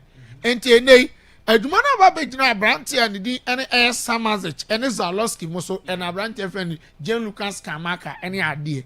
Now Kofi, without wasting my time, this game Atlanta will prove to be stubborn because we are there Omubo home. But over Bayern Munich, the number of goals on match, the attacking firepower will keep on. The pedigree or more on any day you expect them say Atlanta better or best stubborn there, but Bayern Munich will win this game. Okay. Bayern will win it. At least 2-0, 3-1. Ebe Juma. 3-1. Ebe Juma. Newcastle United and Barcelona and a Bebo. Ewo St. James's Park. Now already two sides where they can share pain in the group stages. Newcastle at the same ground. Emma Barcelona Koshena, Barcelona coming from a goal down and on be defeated by 2-1. So I can Marcus Rashford about 2 goals. We win the second goal now I know she pa. And today I was the same ground, the same venue no. Almost scores to settle and the enumerate. Yami Adman or tree. Now the referee of Kwako again your friend Marco Guda of Italy. Now Kofi Barcelona keep clean sheet in 2026. While Newcastle, so they have failed to keep a clean sheet. They have failed to keep clean sheet only once in their last 13 games. Now, you see, in terms of pedigree ni bibi ade unti for Newcastle to Barcelona ho but one thing they say so why we Newcastle and for so almost form in your league ni mu no in the Champions League almost form the in fact this season the performance of the English clubs was so among the 6 English clubs now almost progress here no e move 5 any automatic progression only Newcastle but no crown in the playoff against quarterback, the quarterback at one level. Yes. With that heavy score line on the quarterback, at say almost your opponent I say who underrate you on behalf. Okay. You get a point. And today, on your record from the road to this particular stage, at say for the first time I'm winning even knockout stage game on my bedroom. And almost what said this time around they want to write history. Omo enkwatna and go omo for Barcelona at this point. Now you see, Newcastle injury concern a big blow for them. Bruno Guimaraes, and they better take a bit of shine away from the game. But what about Sando Tonelli after saying Guimaraes free or one start trying so no be the main man in the middle of the park. Only your Renzimu any idea again. Anthony Gordon so more anymore. Almost be try say almost be hard. Almost give me a more physical. I'm defending in blocks. No one trust on by relying on the pace of Anthony Gordon. Any of it to say Jacob Murphy and I say a Bansamo. Now, 8 1 this game is difficult. Lamine Yamal, Barcelona for need predictable starting 11, but good news is paid with money at the Abano. Ebe money at the Lewandowski starting game where I see say be a M was compared to Ferran Torres because Malik Tia on any damn no. Omo ye very tall, omo ye very physical. And then the ombe try say be ombe bully omo. So I think say Kofi. Ebi you started Ferran Torres mon ewe ni mu ho a enu betime de aboa bebre. Barcelona in the Champions League, you know, omo shara nye too convincing sa. Omo be win the crown ya na omo be win the crown omo concede goal. Our way there a bad than kakra for them. Okay. A bad very difficult for them. Double chance Newcastle. Double chance Newcastle United. Now boss no more the code na ba na. Omo de ba. Omo say nche bia e betom se sia. Omo say omo nya botra hwemi. That's right. And you know I the tactical man Ocean. And I would say ka say amana ni nsem no. Wade ni kire me esi. Ye ba na yet esi fie. Na fie komo no itimi e da bro. No anya sam ke tokra o we kwa Facebook o Akwaaba radio brekum on Facebook no Akwaaba radio brekum sasana Akwaaba 98.1 on Facebook Akwaaba 98.1 on Facebook cause see show no live for obeti akonye bi na wahwe ana fe TikTok no so Akwaaba FM 98.1 Akwaaba FM 98.1 cause see no so oba akonya show ne bi na wahwe e wo medical character say okoye WhatsApp platform no so a mo am so nyina no ye the sbet.com.gh no the app na to so say cause see na link na koboso na join say be ya wo so benyeska e dey so betum eno wsbet.com.gh cause see ya post link na to wo dey connect koboso boso a obetimi adwane na wo so wonye sika e dey so betum eno bet company ameno ka say gaming commission for no amam license ajoma to me say omenye dwuma o man ni mu enti channel so say obetimi akona also to makotwebi e dey go betum enti channel so say okwa wonsa betimi akan shishisha nya asam kitokura na yenyi messages ni bi influence. What's it? Good morning, guys. What's it? Brekum is proud of you guys. Barcelona is winning tonight. My regards to Hussein Adam, the tactical man, and all the people of Fortreya Krumwe, Tete Nicholas, and Messenger. What the Abanano. What's it? Listen to you live at Achimotama 7. What's it? Today, Barcelona will win by 3-1. Sasso and Bayern Munich to win by 3-1. We I don't see on the Messenger. What the Chamatama 7 at the Bayern. And was hi, good morning, Akwaaba Sports. Was I'm Frank from Brekum. Watch you live at Akrofro. Say my increasing to Hussein and the crew. Yeah, that's the parcel of the message, you know, at the Abam. Was it the whole tema is listening to you? We I Salis in the message or the free tema at the Banana P. On also it's me at the man. No, was the Barcelona who went today? Was the your friend Glory B in the message and I said Glory Boy. Okay, Glory Boy in the messenger or the Banana P. And also it's me at the front. No, young Remo I want to say na the PP mo ase no. And also young Kwenye and also in front na ye wia. Ya den semana kano atwa so at the maha Akwaaba radio 98.1 we Akwaaba Sports Arena and pay yade ma medical card at just nundu ba ibe page mo e free to media se wie pe na Akwaaba yikono atwa so e de mam kopem se du mienu bobom what say your friend Justice Awanga Justice Awanga says good morning Akwaaba. I'm Justice watching live from Akachi Abedo. Okay, what's more update from Real Madrid? The other say Madrid. So what's the story to me? And I'm watching or more and Manchester City and Ebo. So and I also praise was Akwaaba Sports notify images no.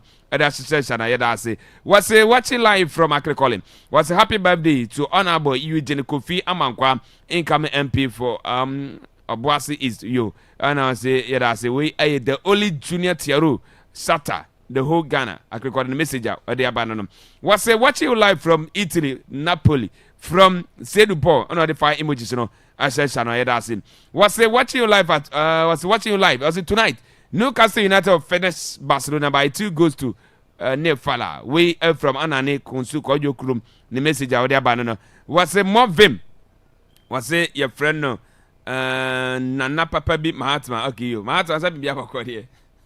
Yada say anapi we do message na ediaba yankofa last batch no asi na enochi no na yenhwe na yanko enim na ye de aka no yemfa ntoato so a etimi emfa ma shishisha no nyasem kitokra ha Akwaaba radio 98.1 channel so say we Akwaaba Sports Arena was watching the show live and clear at Ahafumim Airport was the champion Kopita go more fire Barcelona is winning tonight my greetings to my lovely mom Madam Teresa Atta inside Ahafu Kukum wishing her happy birthday. Oh, okay. And my mate Teresa Atta, happy birthday and from Angasa Star Boy. I saw have him and he said happy birthday message at the mom. And Nana P. Was it good morning, Akwaaba Radio? Was it this is Dari Stephen watching you live from Unel Campus, Doma? Was it keep up the good work? Was the priest turn my increase into a Christian? Alex inside Tanso Sunyan West. Okay, I'm going to pass the message. Eddie Abanana P. Watch Omo. Kofi Ajama Blackman was a good morning. Kofi Sebibia Bokodiem. Was watching the show live from Atwood in Jatre. Was a gun salute to the sister Akuya and Vero and all inside Nyame to Misum. Oh, in Jatre Michael the county. Also, Jatre the message. What the Abanana opinion. Was it Madrid and Manchester City? Okay, you was it Yava Madrid and Man City match and a commentary family. Was a friend of Kofi Asante or the free Namasia Kofi Asara Peso the message in the Sasso and Chame Frank H. What you love from Tripoli, Libya. No, Chame Yadasi. Was it good work done, bro? We Erica upon the message on the about say inside pig farm in Accra, Kofi Ajman. On the messenger, what is the Abana Pia, and I say to me, you be a flow at them. Yeah, the fees seven at fast with the amount. National Seke Lovett Company Limited. No, ya bia I says up a prepaid power Nibia. Oba was a bit vacant and pass a network in Nasum and to sell Bana Urum Nina no piano bacope. Can't now buy what they will do a menumijano or the Sifri Kanma, my Janice. We so do a 1 minute capunya, not Rajano Timia Bama Power no, we said to me, I was saying, can't say companies are kese mukruma costos akese banks akese ai se mukruma muisu prepaid meter me no wo de ne start say so wo de fa phone na frame o frame ye ba odwuma wa power na ye ba beton be dia mo se de bia wo so betimi ayisu na ozo ne timi agida customers re isi o serve omo no omo so timi de bia no o betimi anya do e de mo na omo aba na wa seven kan chance Monday to Saturday anopa no nso ne ye bia nyomre no nkoro ne upon Sunday ne after church ano se be girama no nkoro ne yapom wa seven kan chance obehu ya obrekum ala wa kwan so ye ne Akwaaba radio ene wa dan krom e ya frefra no afrem 0557122158 0557122158 for SCM. Na ya news na no ana Krabaf 84 Enterprise.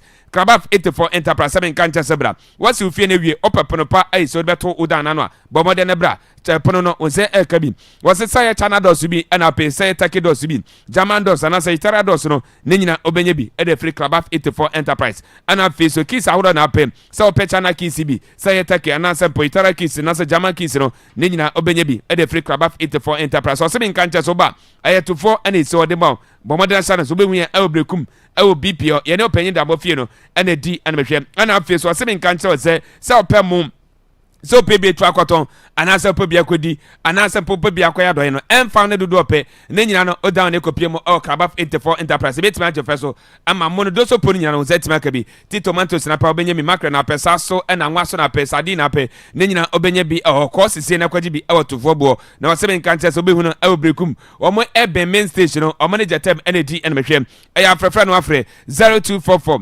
016656 and 0208340803 ofra yebejos na no ana opportunity international service and loan wasebe nkanche sebra sikasem dwade odo hombon ya sikasam ebetime nyine tempaso kama etimi edema wasese ye service and loan apeso ye bomode na bra wase service ahodo ben isi edema eno ye man loan aisi and is the interest na ono kitwa bi ana isi ewo wasese ye chess loan na pese school loan na pe ana sample say individual loans no ne nyina unsabetimi akabi ano ode kwadidwa obewie na mfaso pinaso etimi akodema eno ay opportunity international service and loan na wasebe nkanche say bomode na phrase isi ne anya ofeso ne mo ewo 0302 610001 0302610001 frank omobia keche bia no ye no betimi edini abo kama St Ignatius Eye Center wasebe nkanche so nina yiso huna ye ade ye no bra na mo dre na timi enfro so wasebe nkanche so shanon so say Monday to Saturday Monday to Friday na pano ngwatwene start anwumre no nsia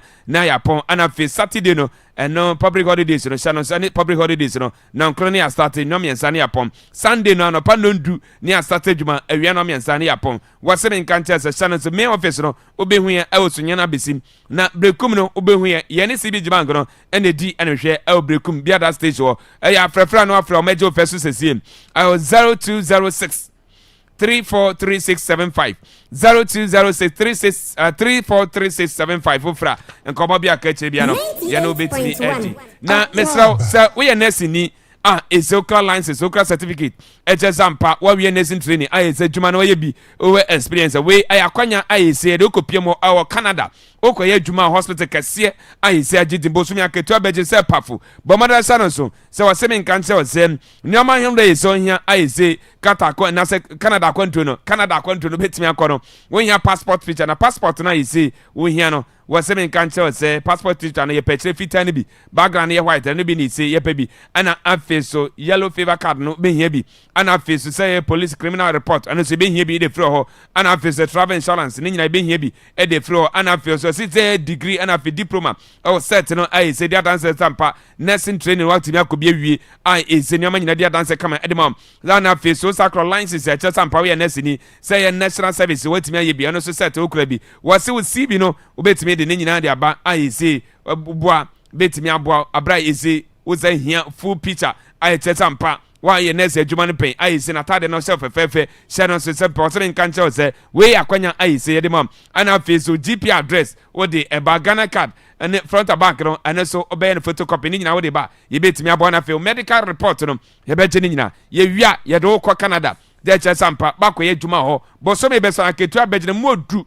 papa nya sem keto okra waseme nkanche osem eya frefra no afre plus 134 35 12 69 62 plus 134 35 12 69 62 o wasapia man komo bia ka bia no omo no bedi na omo aboa kama omo nyina kan bi na no pe o ten kasa dia akodiem sem no ye di ema hyehyehye na nya sem keto okra na afisam no ye to aso emfama ye be eto aso e da free CID boss ye mame Lydia Donko na enyina be kaya pole obe piemo ewo nsu atrabra nsu atreman FC ene kumasa sante kotoko de pem se Ghana Premier League na koso na wie ye na pole sikantwe epiema ai so bi disika wono wuye no nsem no enya de si akoda na enra ye mame eye media preview na bobo de atibe ba abontin na ochechirem so pole case no omne de chiri police for siadi mpere for ai so mo sunyane ene buna fo nyina mo nyina committee bom ai so mo to na mo se nipa boni ni a wode sikan ekowo pole no omo sabetimi aka no na mra no so ene na edi Francis Yao Frimpong alias Nana Pole, who was stabbed to death at a football match. Francis Yao Frimpong, popularly known as Nana Pole, a devoted supporter of Asante Kotoko Sporting Club, was fatally stabbed during a match between Asante Kotoko and Nswatriman FC. He died following a heated altercation with an unidentified individual in the course of the game. The Sunyani CID is actively pursuing credible leads which could lead to the arrest of anyone involved in this crime. The court case unit is also actively reviewing several other cases not listed in today's briefing. The Ghana Police Service reaffirms that no case of murder, disappearance, or violent crime will be abandoned. Every victim and every family deserves justice, and the Ghana Police Service remains committed to pursuing all available leads with diligence and thoroughness. Members of the public who may have information relevant to any of the above cases are urged to contact the nearest police station or call the police emergency line on 191 or reach the headquarters of the CID directly. All information received will be treated with the strictest confidence. On behalf of the Inspector General of Police, Mr. Christian Tete Yohonu, I wish to commend all officers who continue to discharge their duties with dedication and professionalism in safeguarding lives and we ene ensema yemame Lydia Donko wodi atudwa e de afa poli case no ento muguso ayise omutwa na mo sempo ni papone for ayise omudi sanya mbra sam no omsabetimi akana na so twa bia ohobia bomodin etimi e de ama o honkomo ena na nopi ye de ma Akwaaba radio 98.1 now that one ekopie mo awo ketu nota MP oho honorable Eric Adam Agbana ana ese o kire se ekono nko dia na adwenkyire wo se wono na adwenkyire ni so wo kire se World Cup be unity e Mexico, Canada, USA is the supporters bakono wo se de bia supporter bia de ne bako ne e bobo ka be $9,000 ne okofa be 2,000 na chire buburuja na ko wia wo se ekono nko dia se bia ban na ese be yisika no na supporters ye mom de akode won de nko supporto sa sika ne nkaye fancy facilities ahodo a bit is administrative ahodo se de bia betimi aboa na yatete nkora dan sempo ye de fan supporters be boko na nipa ba ko bia no e ba ko bo nka be $9,000 no ka be group matches no ekwa na nima wan we no za kwatewa wan we na kana ka basa e ka no nkwan dia wo so be kan man for be yobo na but on ye wo se ka no nkwan dia there be kasa sika no nanka yam fancy facilities ahodo a ebetimi aboa my talent no agudie no etima kɔ nanim aw Ghana ase honorable Eric Adam Agbana wo down ne kopie mo aw ketu no no ene MPO. Personal view, and I pray I'm not misquoted. Personal view is that I have gone to do the calculations on what it will cost government to send a single supporter to the World Cup, even just for the group stages. I've explored that because the number of people that will come to me, honorable, you like sport, want to go to the World Cup. I've gone to do my passport and what have you. I tried to do some rough calculations, and if you ask me, Eric Adam Agbana, my personal view, I do not think that government should invest in use public funds to take supporters to the World Cup. It will cost government on the average minimum $9,000 per supporter just for the group stage. This includes flight, tickets to watch the accommodation. On the average, just about $9,000. Now, let's assume that government even intends to take 2,000 supporters. We are talking of $18 million. And now with 2,000 supporters, spread it across 276 constituencies. What it means is that we are going to get less than 10. Now, if you ask me to bring even 10 people from Ketu North go to the World Cup, and you will spend close to $90,000. I will tell you that please use that to construct an AstroTurf or a sports complex for me in Ketu North. I think that we should invest in. So, for example, I am planning to construct an AstroTurf for my people in Georgia. If government will give me more funds, I would want to take one to the Vetaina people area, where beyond World Cup you have a turf, you have a modern sports complex where young people will. So that is my personal view. If you ask me, I would prefer government will invest. But what I also know, if private sector is donating towards taking supporters to the World Cup, I don't have a problem with it. I will gladly join, or let's consider mine join. But I think that government, my personal view, and I know this comment, a lot of people will insult me, but you know what? So for especially for our grassroots who will question why I said let's not take supporters. The question I asked, that if, for example, government says let's take 10 people even from your question is, will you be part? How many of them will be part? I have done my calculations. I love football. I wish to be at the World Cup. Many of us love football. But I would wish that the focus of government should be on leaving proper infrastructure dotted across the regions, across the constituencies. I was at the whole sports stadium yesterday to watch Homestars beat Sampefi FC. And what we see as a stadium, I have a video here sent to me from that stadium yesterday. This afternoon, actually. There was a Division 2 game going on this afternoon. And then it started raining. You see the whole place got flooded. You know, so I think that we should have, currently we have a sports fund. Kudos to Kofi and the government. Let's put in more funds, more money into this fund so we develop the game from the grassroots level Yo, we and then some honorable Eric Adam Agbana or no Ediatoja and Ochi and also Bessery. 2026 World Cup is you queen. Andre the day are you. Was all Bessery. Why, yeah, dear Eddie man came for winning Nanasi. So, the way I was a child or the amount mine, they be a best friend of your back. And one day, so the gentleman no couldn't win the more minor. 2026 was one year coach, Mummy. The bow so Bessery said. Sa kwanya we die kan fama didi ana o se wono to him ade ba is one no ho pass 2026 na se 2006 ye call World Cup yemfa abrante fe no like is amfanko wo se opon se na odi sa card ni nyina no na se nkede ne ko fi se bia group stage on match ba ko be na obetimi alusu match se na kan obetimi abo so hwe de we ono so kuno ho e adwuma de ba man na World Cup anko bi no e ade ba ko no e magba na wakaya na ye ne ya. I always say that the coach should be allowed to make the best decision, but if you ask me, we need to reward sacrifice and hard work, and loyalty should be included. That is mine. Beyond his age, he's still actively playing. Only yesterday he scored a beautiful goal. That is, I'm saying that I'm not going to decide for the coach, but my view is that Dede has shown enormous commitment and loyalty to the Black Stars, and I think he must be included. But my view is that Dede has shown enormous commitment and loyalty to the Black Stars, and I think he must be included. Let me tell you, one of my regrets from the 2006 and 2010 World Cup is that Eli Kingston did not play. I thought that even with injury and the second one, which was the suspension, he should have been included in the team because we saw how hard he fought for the qualification. That is why personally I am against players who said no to us in the past. I don't think that they should be. That's my view. Yo, we and then some honorable Edda Magbana or their tuja. Na Kamara Mohammed, Kumasa Santiko, the goalkeeper, one welfare officer, a friend Akwesi from Pon, Amos, Minoka Sempere for Chajomo, Senano Manch, Omokoboy, our Lim Hamas posted against Carora United, no, or more Edda Subabi, the Anyadi, see Etimiabwa, and Tomo H, or more Copimisa, Omabra, no Mabi, or Mohano, now the great tears, Asubano, Denedino, na Omonina so etimi Edda Betuja, we and the Frua, Yadon Sem, Yadi Emma. Now you go Piemo, our club, ye friend, or United Akachi, Ura, ye friend, Agbucha. Elliot, one a welfare manager, and as an officer at the Mahawa United. Ninya said, Nano Vision FC, and Hawaii United could book him. Now, Papano, a Codinia Mount Sembi, Mount Coma supporters, NTT Park or Totonium, at the Cobo officials, no, no more HS, or Mount One, says, I didn't hear where any so on your beam. Nemum, on go to 10,000 Ghana cities, and Fama Fino, or within 14 days, says Cano, Eto Timidi Trevi, we and then Sema if rubber. Now, I know I welfare officer, Agent Fano. And if for us apeja bano this time when remo ego piemo our Hawaii United or makati nenya na se match omo boy ye ese omo kobodi tia Vision FC or whole stadium na so Hawaii Sports Stadium omo as a fans no omo ntiman control omo jam omo TC Park ne so eye dede ema bimo course o referee so ne na se form enya de se twa ye basa na game no na so omo pese omo se no ento omo HSM Hawaii United omo 3 home matches ban eni kwansa omo boss out 3 matches no and it's a question almost 30,000 Ghana cities.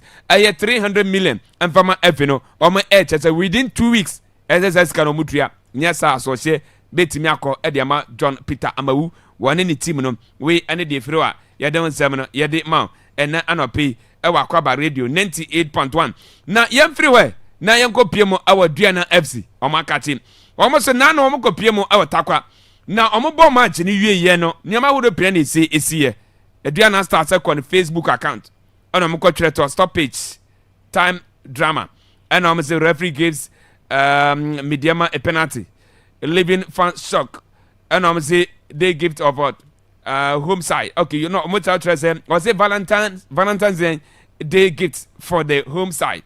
Now, Saturday when I'm trying every 4 I say now mo akwana se bia BBC atoma mo akwanya se motime logic complaining asefo na so twa bia yitime da ma referee na se bia ya ma media ma mo afa akwanya we edem na na hyemsem na mo trade akoto Facebook dia mo mna na mo koyi ma no na mo kwa na dua na ja atum sampa de mo ye antwe yi wo mo difo na efefo se ke se mo ja atum dia ene mo nkotwa 10,000 Ghana cedis emfa ma efe no wo mo emma mo within 14 days say I'm making sure say says can be twa wo ma sa te wo mo warning say sa suba na wo dan adi no Yana so manya sade ni bibie ni a omo ewo the right way so mo dey fa say be betimi aboa na ye nyina game na ayese ye pese eye kama no etimi aye kama ama Ghana fo nyina ye na etimi age ho enta so twa akọ e de ama Aduana FC na nke tra sempo ye betimi anya mastery baso ba mastery no line akọ e bibia ho na ye free way ya ye boa so lifetime ban omo de ama no ewo major league ni nyina say betting on league matches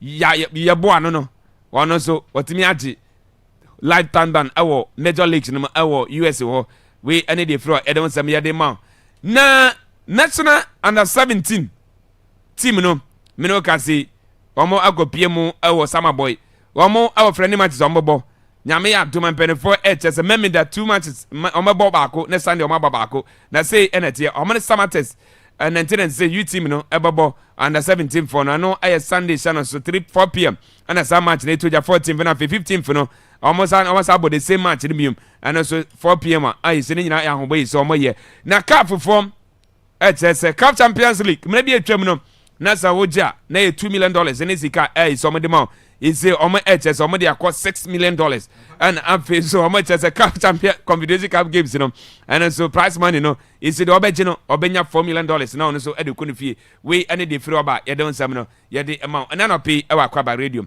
98.17 dollars na ye kwanto so abra ye say ye chitima ye nya match to man as dua na mpelefo ni bia na ye bisa mo say omo akwaja to me say omo ye amantwa ye so omo ko to 10,000 dey na ye tima kwa ni kwame Kofi ye ntiwe Kofi anopa nche tifo yira Kofi edem agbana se manya di ni okay Kofi see I like obi a okasa aya na okase any opinion I like sebe ya obi ebe sa asem na oka no one na oka you see or a member of parliament and all church mu se nkebe ya sika na ye dey sponsor nipa ko world cup no Kofi nka ye nyai Kofi baby anko betumi aka asem na ma abana TV pa no enye baby o ye interview no na dem parties aban dey cost so month ya na say no Kofi baby anko betumi aye ama abana TV pa say every house na say no Kofi dem say ono ya and between me no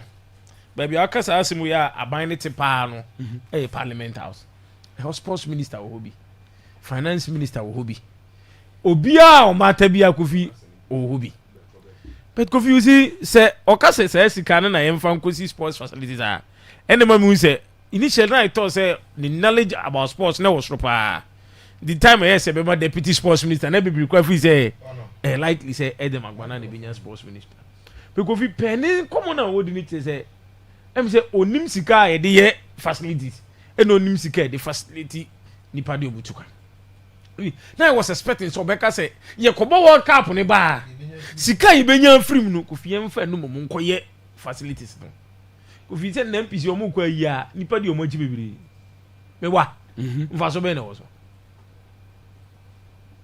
mfa so be na MP be na o ko ba bi ono nko na nam say Edem Agbana e kan no MP de ko ba bi na se bia vase eda ko ba bi na we se odi na chi a sanya ban na se fa ho ka na me bisa question me say so no ni ko ba bi a na so nipa ni di akire kwa enfo so me no nya free titi ono no kan se so man na say ono on support bia o man be yi sika no so man the supporters be ko na say each person bia bobo ne kan ka be $9,000 ono ni ko ba bi no nipa dom ko no yi sika de obo tena lan kusa pick up man fa so be no ono Edem Agbana no onya free question me bisa no de ono no nya free ono de no mfa so no nya free yo ye ntiwe ntira me ka se mi hu so MPC ni say o bi o mo kwa yi so say ono nko atene kam ono ne secret koda ubenya another pickup and another V8 ka ho this ono no sponsor sa ni pande o mo ko no de no nya free senyo man ni sika no de nye me nka so me si ono ni sika no de no nya free ana ono no ye individual we work out mine no na me bo ha be ka je Kofi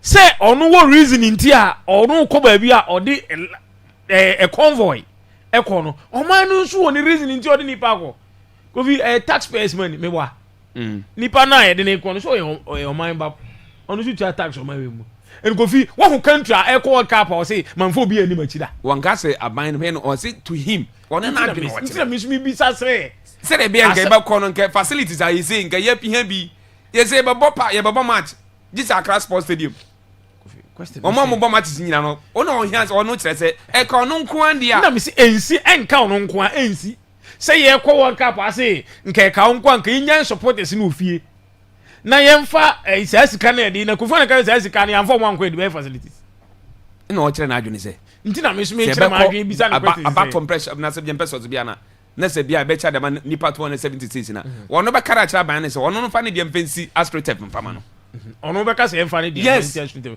kofi there a lot of sika e kwa mpisi no ha nka we say ono betumi aka say aban say sika we de yempe biem mo fa nkwa facilities mai sika ne bebre kwa mo agofi nka we say mpini be ka say nka me sika we say mo wi amu je gracia mp be na etumi aka say gracia emfa nkwa facility on the crew manada mp be na etumi aka say gracia yemfa nsi school dan man kola da e bia bi nye but ono na hu say bia ono edunu so say no edem e na adwe no kira I like it say o say onu susu say be di onu susu ne yemfa enti sa wo ba bia yen komle say be ko ba ball across sports kuma say kofi me say sika na enya no world cup no e doso say betimi ya facilities no sika na ye kwa ye nya no edem mun kan kire sa sports fan say sika na mo say ko ba de ba beto sports fan no ti kofi sa sika na ye ko ba o mun pushi ni enfo say sika ni bi enko facilities no enye de dey sponsor amanfo kofi ntimi nko world cup enka se yemfa support bi anko world cup ensi ndi uka se wo susu se kofi yes the all can no o free say or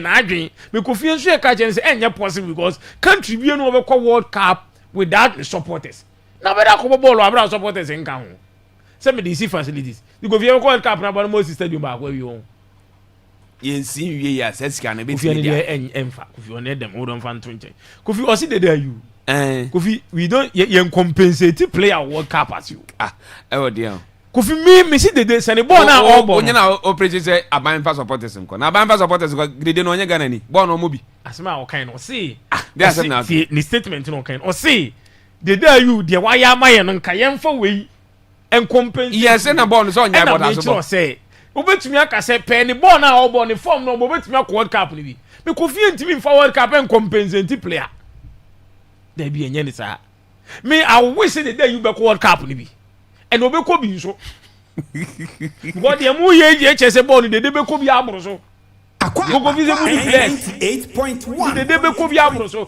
and kofi de be ko because obo or a active player obo nti na de ni ko bi enye se de ni ko because of say ye compensate no ye de ni ko because na no de kura ba say wa be shego na no what's the last time you na ki shego ache this is here based on the form there kofi the ball no ko betimi eyie but Ignatius for so say when you fit for world cup ono Ignatius ne say no say wa ko Sudan national team one so and na me say you can say so be fit for world cup as the reason is saying so share ball or boy ne time is so near club or boy na so one say technical coach na say technical ma o aya I see who players say player fit no see the day fit that be one so fit for world cup team na born and an form ne yes the form no na mo form players man and form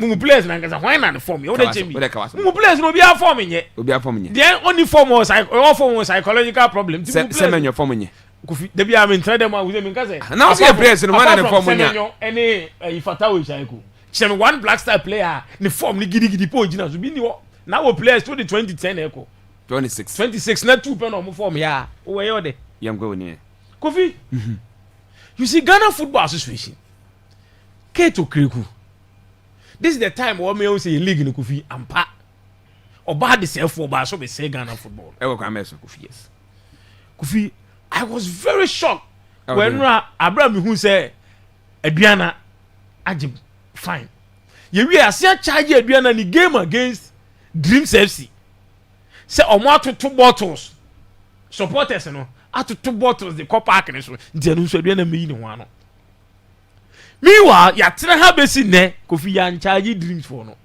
for that video na ehu en charge Dreams FC kofi too media ma de na charge aduana say omo di video abeto abontin enye ne kwan so no kofi ye hu a video ana media man so prevent aduana from say omekwa kwai warm up and this kofi now prevent you be from so kwai warm up kofi punishment ni for that assuming utimi referee obi timi ya de waje fa ha no obi akodi bone wa kire na wakoma ni panic card the fact say waje fa ama na won so akwai bibi ni chese o de chewo kofi obi timi aso we card we do the fa ne de waje de ama wo so say aduana ya de a enye granted aduana kwaje atum yan omo amfa kwan pass ni post video na kofi bone na aduana post here no so ya investigate bone na na tebi because e media ma what aduana for no omo say supporters for giving is a sin. Forgiving no a sin.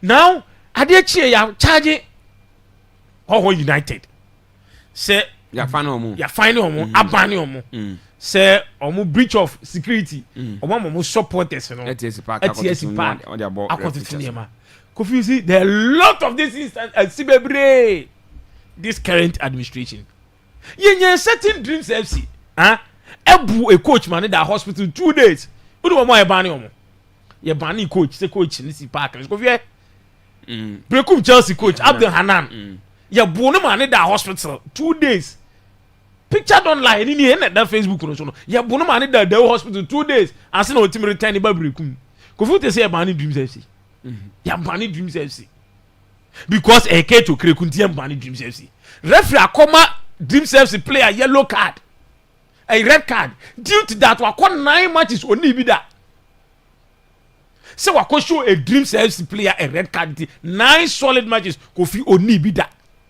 now dreams FC Vision FC a untouchable Ghana Premier League no so what they know against Vision FC yes how work ojitum said your moye no manya Kofi me say how they against yeah me come na be to say adena ho United ye ye hu bi wo a certain venues a charge kwa mampo na nipa na kwaje atum nti obi aye bi na so wan charge asesu kwa ye bi ana adena obi aye bi na se wa charge obi ye bi a won charge nipa no na se bia mi enka se bia vision for our report o report ye Kofi sa asem na metia na mbukura fu amra na omde Kofi forget about samra na mo ka yes upon say bia BBS efe no video ababonten o man take action as BC no clubs no o nim say omo nyina yawe say before say be start season efe no omo nyina de omo sa kwa chase say BBC na say on theater twerɛ kɔ dan omo eno ntia say e wo hoda dan nti kwan say wo kobo ni guso unim say ye charge obenana Kwame Nkatia based on camera omo hu say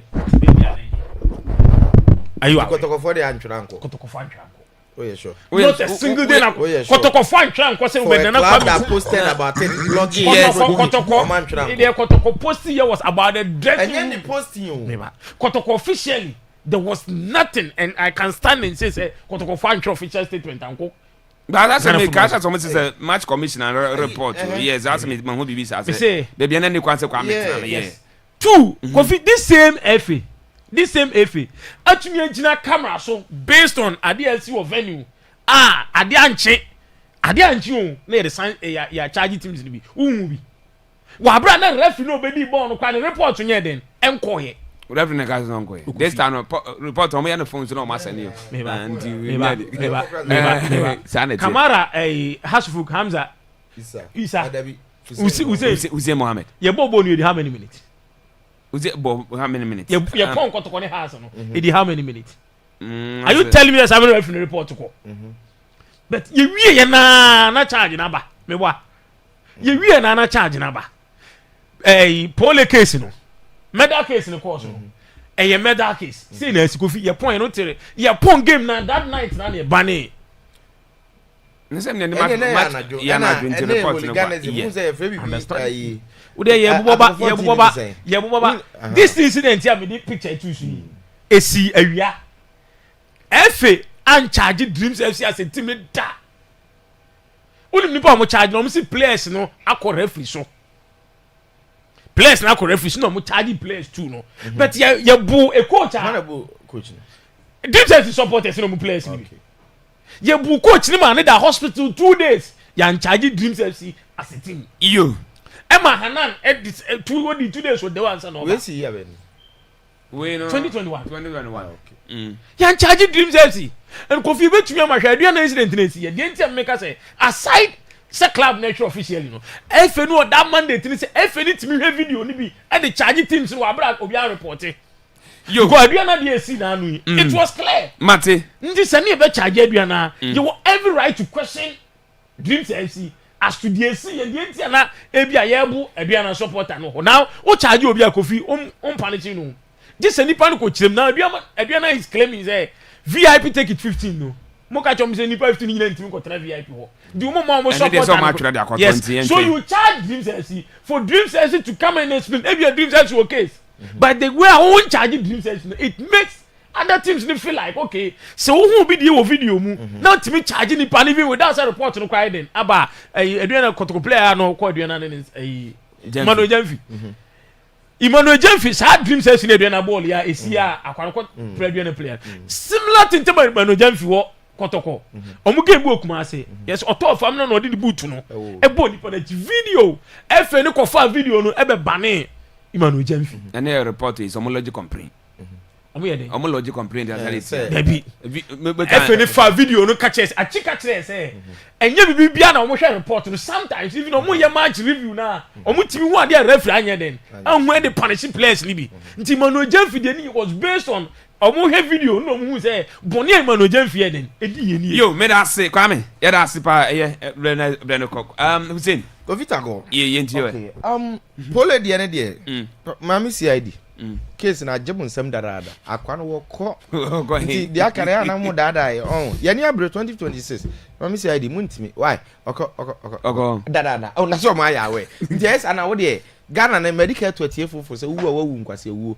what I say wu pe wawu nkwase wu nti self defense dey very necessary self defense ba ko ye adwane medicatuo obi am practice asem si na hwe na wuntimi mfesi America speed na okọ what I say obi twese kan ya ma hu se video bi akwa bi jimi kakra sabi obi atwese ka so de wo mian ka be hu ode wo wawu nti wuntimi nya hwe nti ko fita go pole case ne de dem aye kai na ya rehosem na mami CID akoboso mami CID safa ho wan ka hwe waka de ngoto muguso nye no no beka na ye guso ye kasa oko take case na mo nya achire die nti o shi se hu yanka wanwane do mo de gu na chi ohuri stadium no okay ze yanko wai okay nti go fita go pole asem ne ya reho se yemfa nton chen na ede magbana mitie ne audio no say ka ono a ka aban sika no a yede ko world cup no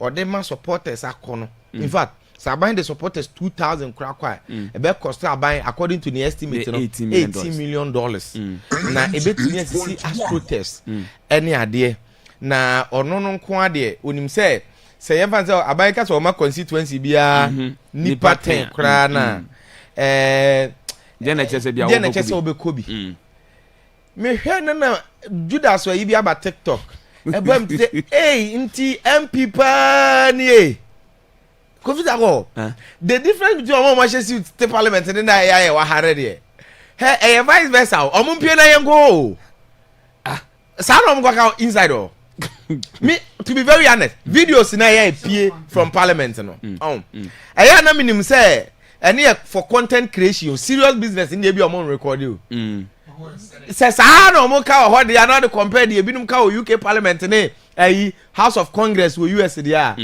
ene ye chipa how Kofita go nti MP pa ni okay ye MP asem ni mo dey di kan Kofita go tax payer citizen no a ye di ni sika na ama oman ne de ato ho no se mre bia so na ye kwa world cup na wase ye de citizen ni ko bia edem agbana sa citizen ni sika ni bi ni ye de atua ka wo de top white a ogina azisi abo watch de board den no o de ye de tua wo ne de sese ye de tua ka na citizen ne de ye kwa world cup na ono nso right se o man e betimi de na ko ne de o se ma ye nyi ono ani sika ni mu bi enva ne ngo. You see the way these MPs things when it favors them mumfani nyina mra na allowance awaje o parliament MPs me say ehunahuna allowance nyina omoje risk allowance say bibi ehunahuna ne keke kro baji huska allowance MPs nje wonim so allowance so say o salary eno de omo nka say doosu ne betimi aye nsuo boho pipe park e woni krom school dabi autobooks dabi kwan dabi ene de obeje na de agudi botom but nipa na ye ne tax ena aban na jeje ono no directly want me benefit papa bi amfrim the direct beneficiaries ne yemo na mo de aye shepe tete parliament de da case akese mu ya nka tire say o ka anya wo say o mo say wo say kwan nye ampa so da me fu MPB ka no na mo hu de enti o mo ndwi Ghana kwan unim de enti a azobes na o V8 no kofi enam futukwa so emu ede since enam quota so because quota ne yo ban futukwa no zibi be fa waya ase a wankasa no be ka no kre kofi ta go ndi di be za ro be kwan no onye ndi wo na wusu mfuturo because ka na condition ni wa ro aba fam ono ekwa ni shi wom what I say nti football do kra na adventure wom ko Dubai desert o experience bi wa ha nti de tie ne se benefit o mo de a omo say eye but nipa na ye ne taxpayer ne mna bi su na nipa ni opportunity so obetima didi ho a o se enye in any case o your money here fitinanti kojo ho aye the taxpayers money ama aban se enfam build o man no se ye your money here covid ago enko obi bepe so obedwane akọ US ne Canada enne ko Mauritania na ko hwese omo ususo omekọ aburuchira they are okay Mauritania covid ago enne ame no ka say ko Morocco ko hwese omo ususo omedwane akọ these countries ah enti MP pa nie covid ago na ne analysis na oyeye no baseless flawed just say what from here in any case why na catch na as been said say yam first sika na amfa supporters na anko wake up no a aban this can be impuntu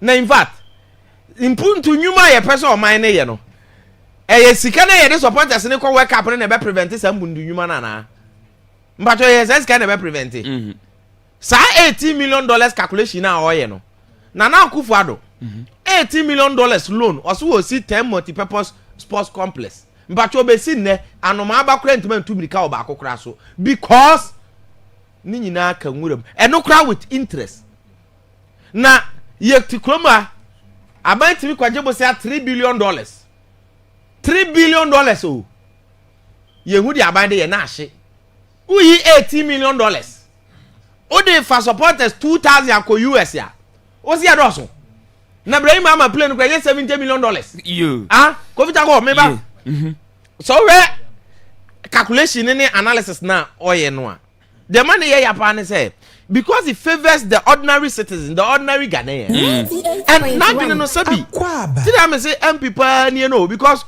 o kan wanu betiana ba me mama no ntiana dakovi. He. Oh, typical black man.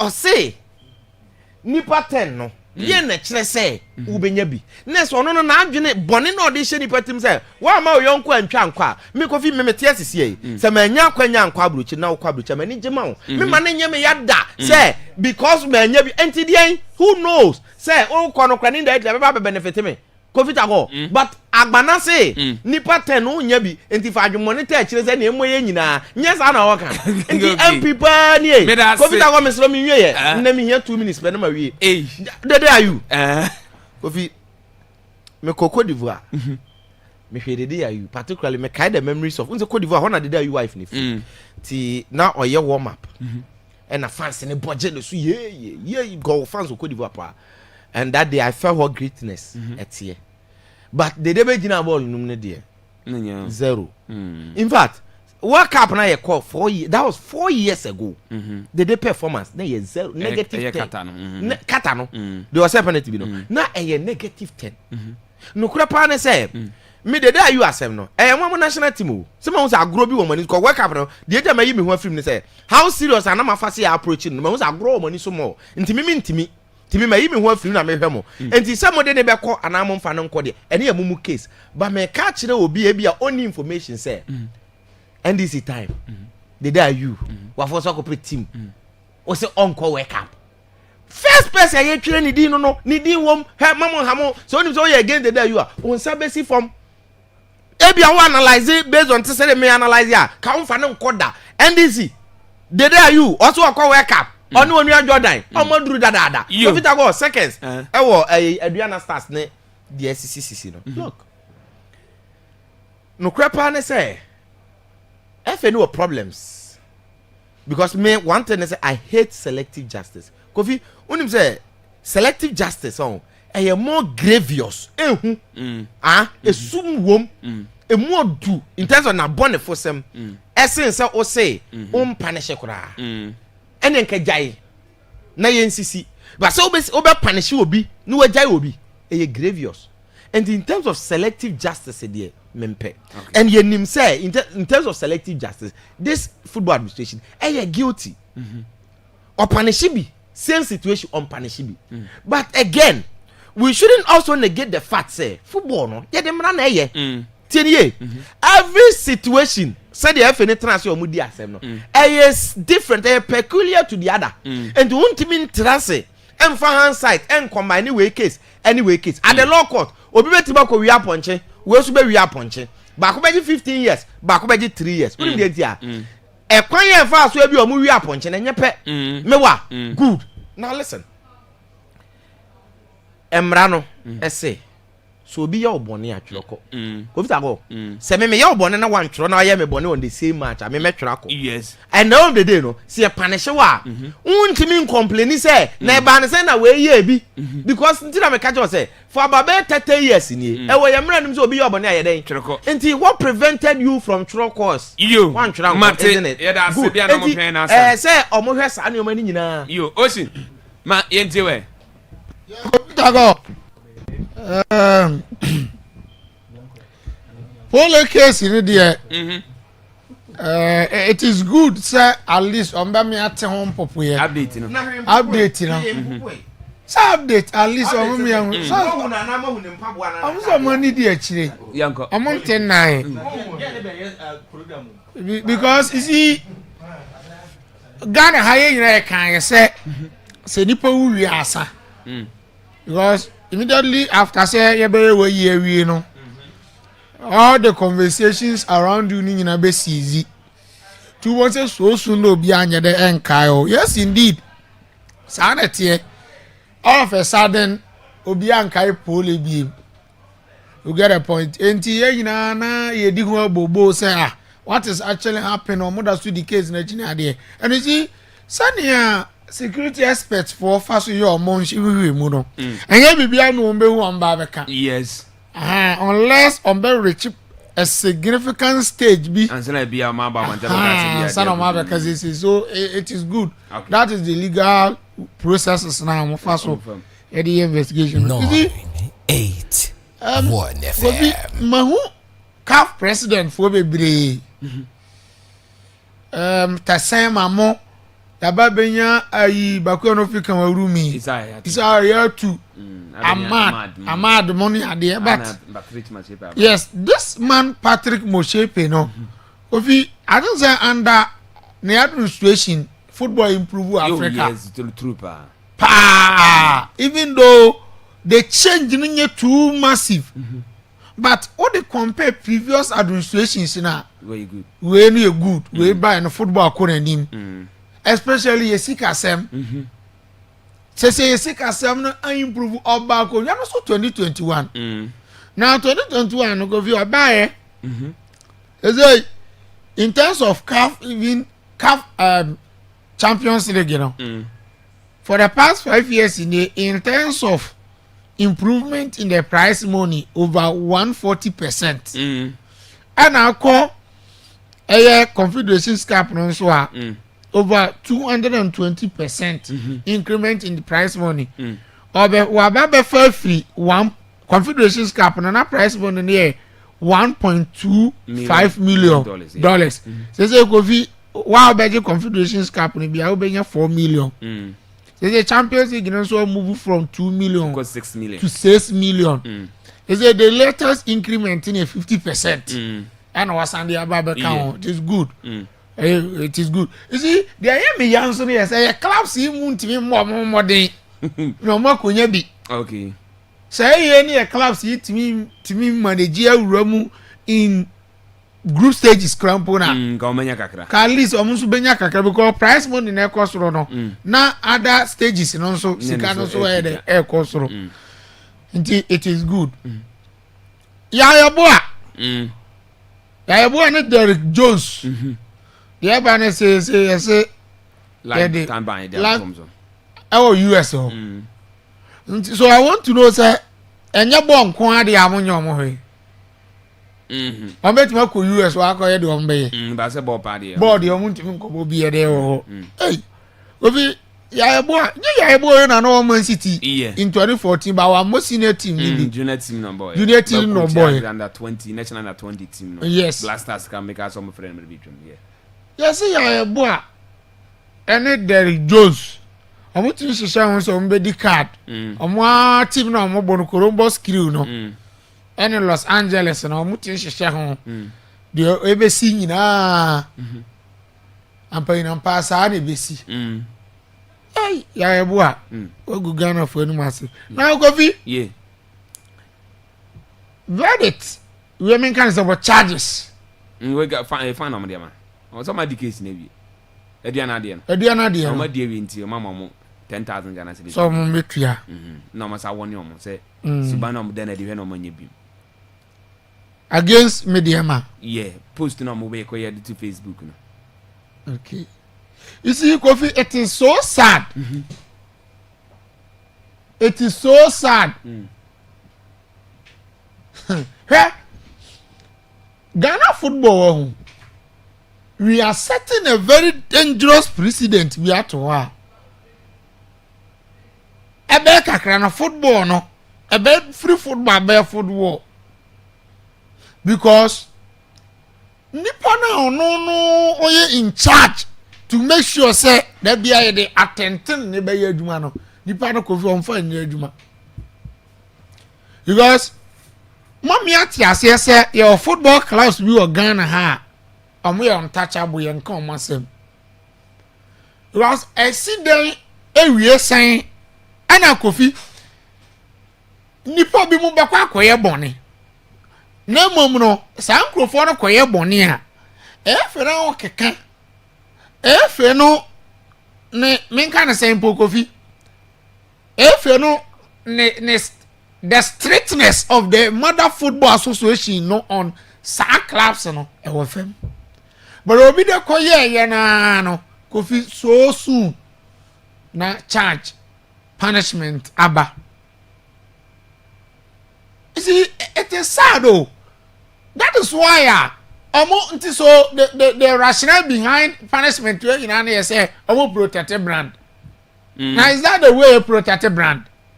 I understand say the ABC bia e wo venue bia no. E wo mra no so also official trade ko. But Kofi no crapa na say there are a lot of instances issues SCC here. Emra issues in SCC here no. Kofi your videos no start to say echo viral no. Obi antwe anko with immediate effect na disciplinary committee charges her teams no. Sanu ndi omo de ba omo ti bia temporarily na di atoso omo gas bia ya charge on as bia ya ban. No man drank omo trade go to Facebook. Na me tell say ade ni si Facebook asemo say we no man drank. No man drank omo come at the clubs ni nyina omo clubs ni nyina ya we yan college clubs ni say BBC a man fan ko to social media and say gas bia your friend say what trade akoto nti o fan ko nti o ko post akoto ba bi. Ye ti fa kwampa no so natural fa ko say bia me ko say na to me. Ana me so me tell say the SCA na Eduana SARS again almost so tire ko ye Eduana we one tire go ye no akoto to Facebook wo enti say FN21 na mo bia ka se bia we akwesi otakwa FN21 na me we so one tire ko fan ko mo se bia wo ko we na isi Kofi enti mo class mo me ka tell class ni say masa ade ni si a omo fa kwan na yesu ye nyina mo nim sampa se ne e fa so omo tu sa na mo no ye nka tell class no isi Kofi we asam na ye ka no. If that is the due process, or be any problem. But I'm saying, say, Kofi, any instances or also issues you see here, videos not start to say echo viral. If you recharge it, teams. And when they say, who say, as Anna Money say, and then twice, who go to Facebook or punish you. Maybe a Kofi. The echo soon in conclusion, the future is in danger. It is serious because the president na if any setting no yentimi guarantee the ebesi ochina o season dey na be experience because if any chese onu oyenyi mu say dream Chelsea ayemediama any other few clubs there is no way so moye boni if any be kan ho asem where dey na no ekosi dream ekosi 2 bars protest besi enne the FA is yet to issue statement to condemn that act no and in my body a course so say ye bu Eduana Star supporters operations officer where the AC referee the tananafo where decisions are taken on the field of play besi and if any young can but see media and have no problem but the betmasi dachi concerning side decisions we no and a mammy problem. God, the FA person can you any say other teams no from running show Munsen no munya di omope. Because as see obi koye na wonka na obi de koye na obeka dia. O person ka kire de okoye na wokan ye o twen na so ne say. De wokoye bi na wan twen na so ne hu hia sen no. Enti say no wa hu se wo no enya de amukura the competence. Mo betin dia boy ho ban enti say de ayem rash yensem na ye de ebeye. Mate me because FA cannot this FA can never tell me say a person to hooliganism ase. But Kofi FA way ontmin country Ghanaian bia say ntokwa ne basabasa ye na ekoso ye various stadium ne ade no basabasa ye ni atitira sa ne akakabensem ayesi Ghana Premier League no mo ontmin ka so onfoaso zana hu no yo ma so obi kwa na ontwena so de a de na tire so obi so kwa bet ma twena so ti so oba twena so otena bi no Kofi onu so ba so wontumi mo no ho ban ti onu so de mra no be hye ne nsem mate me da se me da futu amese yempa ma clubs ni nyina ne se before this season be start na mo nyina yawe se BBC a man post on kufa ngoto Facebook wo de Trevor Gordon F ni se me kwa we na ato me ni an sampa otu anamo na wo twa de koto Facebook dia amasa omo efra se bra na so wa ko gitumi se de me ye ma anya de a asotwa bia wa amasa omo de ma wa na wa giatum se ne yare ne afa mra na isi ye de ye bo no class no bie no beka se bia onim mra bia ese di bo league ni bia onim ye wi ana asa ko hye yenza njirofo na genium munko kan gumne sisi ye best class no. Good morning. Good morning, Tago. Yes sir. Jackson is Jackson yensu Tago ye da se pa anopa ye da mase Tago ni efini ye no mo hu se oni dada be di agora susu so na tadie oni dada be di agora eninti asem bi wo ho na se ni adanse itimi twa ho ba bi e de ya adanse you se ni dreams ye na ancha ye anti picture video na ba bonti no efinu so pese o mi kire se ni dreams ye no ma ya ne kwanso no. Okay me da se pa ye da se. Good morning. Hello. Good morning. Yes sir, we dey never be free. But your chief Moshood Abiola. Chief abe we all into we. Boss, ade ba kon e ho ye send two clubs no for no. Almost say league na sia. Season ne be sha se ne mra wo ho. Nti o monta say bi wo mbetwe because so tire bibi kwa per points. Now tire protest now fan shame say ye more points are. It make us one place per points. I camera no ho. Nti BBC o montwe na mra na nya ejuma yi. Yes, yeah, that's it. Chief Abiola and our tenant can. Good morning. Morning, Tago. Out of you. Tago, me bo abaswa no pay papa. Tago. Football I any crew man on Lania Dio. Keep me Nancy aware. Any lie wo football no. Tago say to be ba u fear and that's all obi fear na o di nebi di no one chap kuma e na ko poswa. You don't why they what buso. If you say more fine, if you a the other fine or more no more again. If you teach me here, they are not send a bear won't call me. Yes, sir, yeah, that's it. Good morning. Hello, what? One and intimate as a fact, criminal noche, you birthday, safe friend, and which Jovian Twats. Good morning. Hello, good morning, Rakobi. Yes, and when you Kobi, sir, what be it you? We did our anime. Papa, they lose 2-1. You. That's it. Good morning. Morning, Blackwood. Yes, sir. Why are you into? On the part of my phone, I do my brother fight. Now, Blackwood, I didn't for almost finding some intermission or ball. What is from Mohammed? No, when your dreams, the no report no media, but we a taquadi. Okay. But I am there, Yami Adama, I was really able to say 3 You. Yeah, that's it, Papa. Say good to you into me, man. You mo.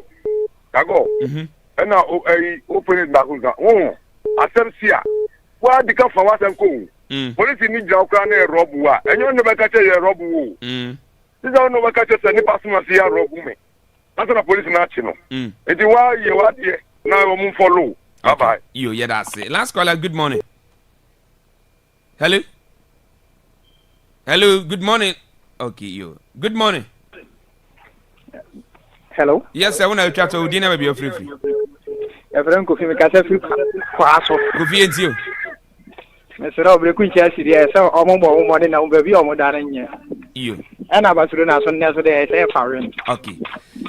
Yeda se Kofi yeda se pa. Ena nwumre yenhia na de aka me yemfa nto aso mfa ma rich yenyin birthday mfra na ye wi adwo bia tam ne pa na nya no quick na yanko na ombeto aso mfa ma. Na we birthday from Yenia Anas was ne eye na wafa se fo mienu ayi se ne birthday. Ba no e de Lydia ana amfesu be ma no se de Gideon mo nyina Eco School Brikum College of Education almost ne ayoma woda wasrese nyankopon enka omo ne omo nyina ediom birthday no nyankonto ne chiran so ne fangu amoso de omo de omo sabeso bia enye kama emfamo enti Lydia ana face Gideon from Wofa Anas almost happy birthday enkwamfa mo yentafo enti munyiwe na ba bia mo ya birthday na mfani. Happy birthday to you. Happy birthday to you. Happy birthday dear. Happy birthday to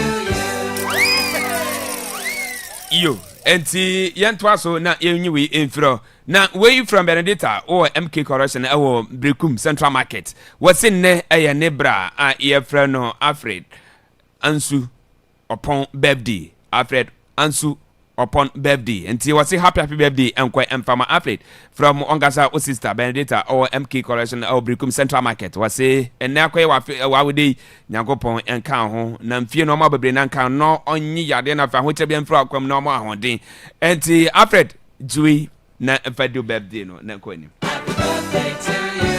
Happy birthday to you. Happy birthday dear. Happy birthday to you. Kofi Bonti killer. Hey, never birthday ni asem. Bonti bibia bako there. Bonti there, a very positive guy. So Sasha Natadi is no, I saw anymore.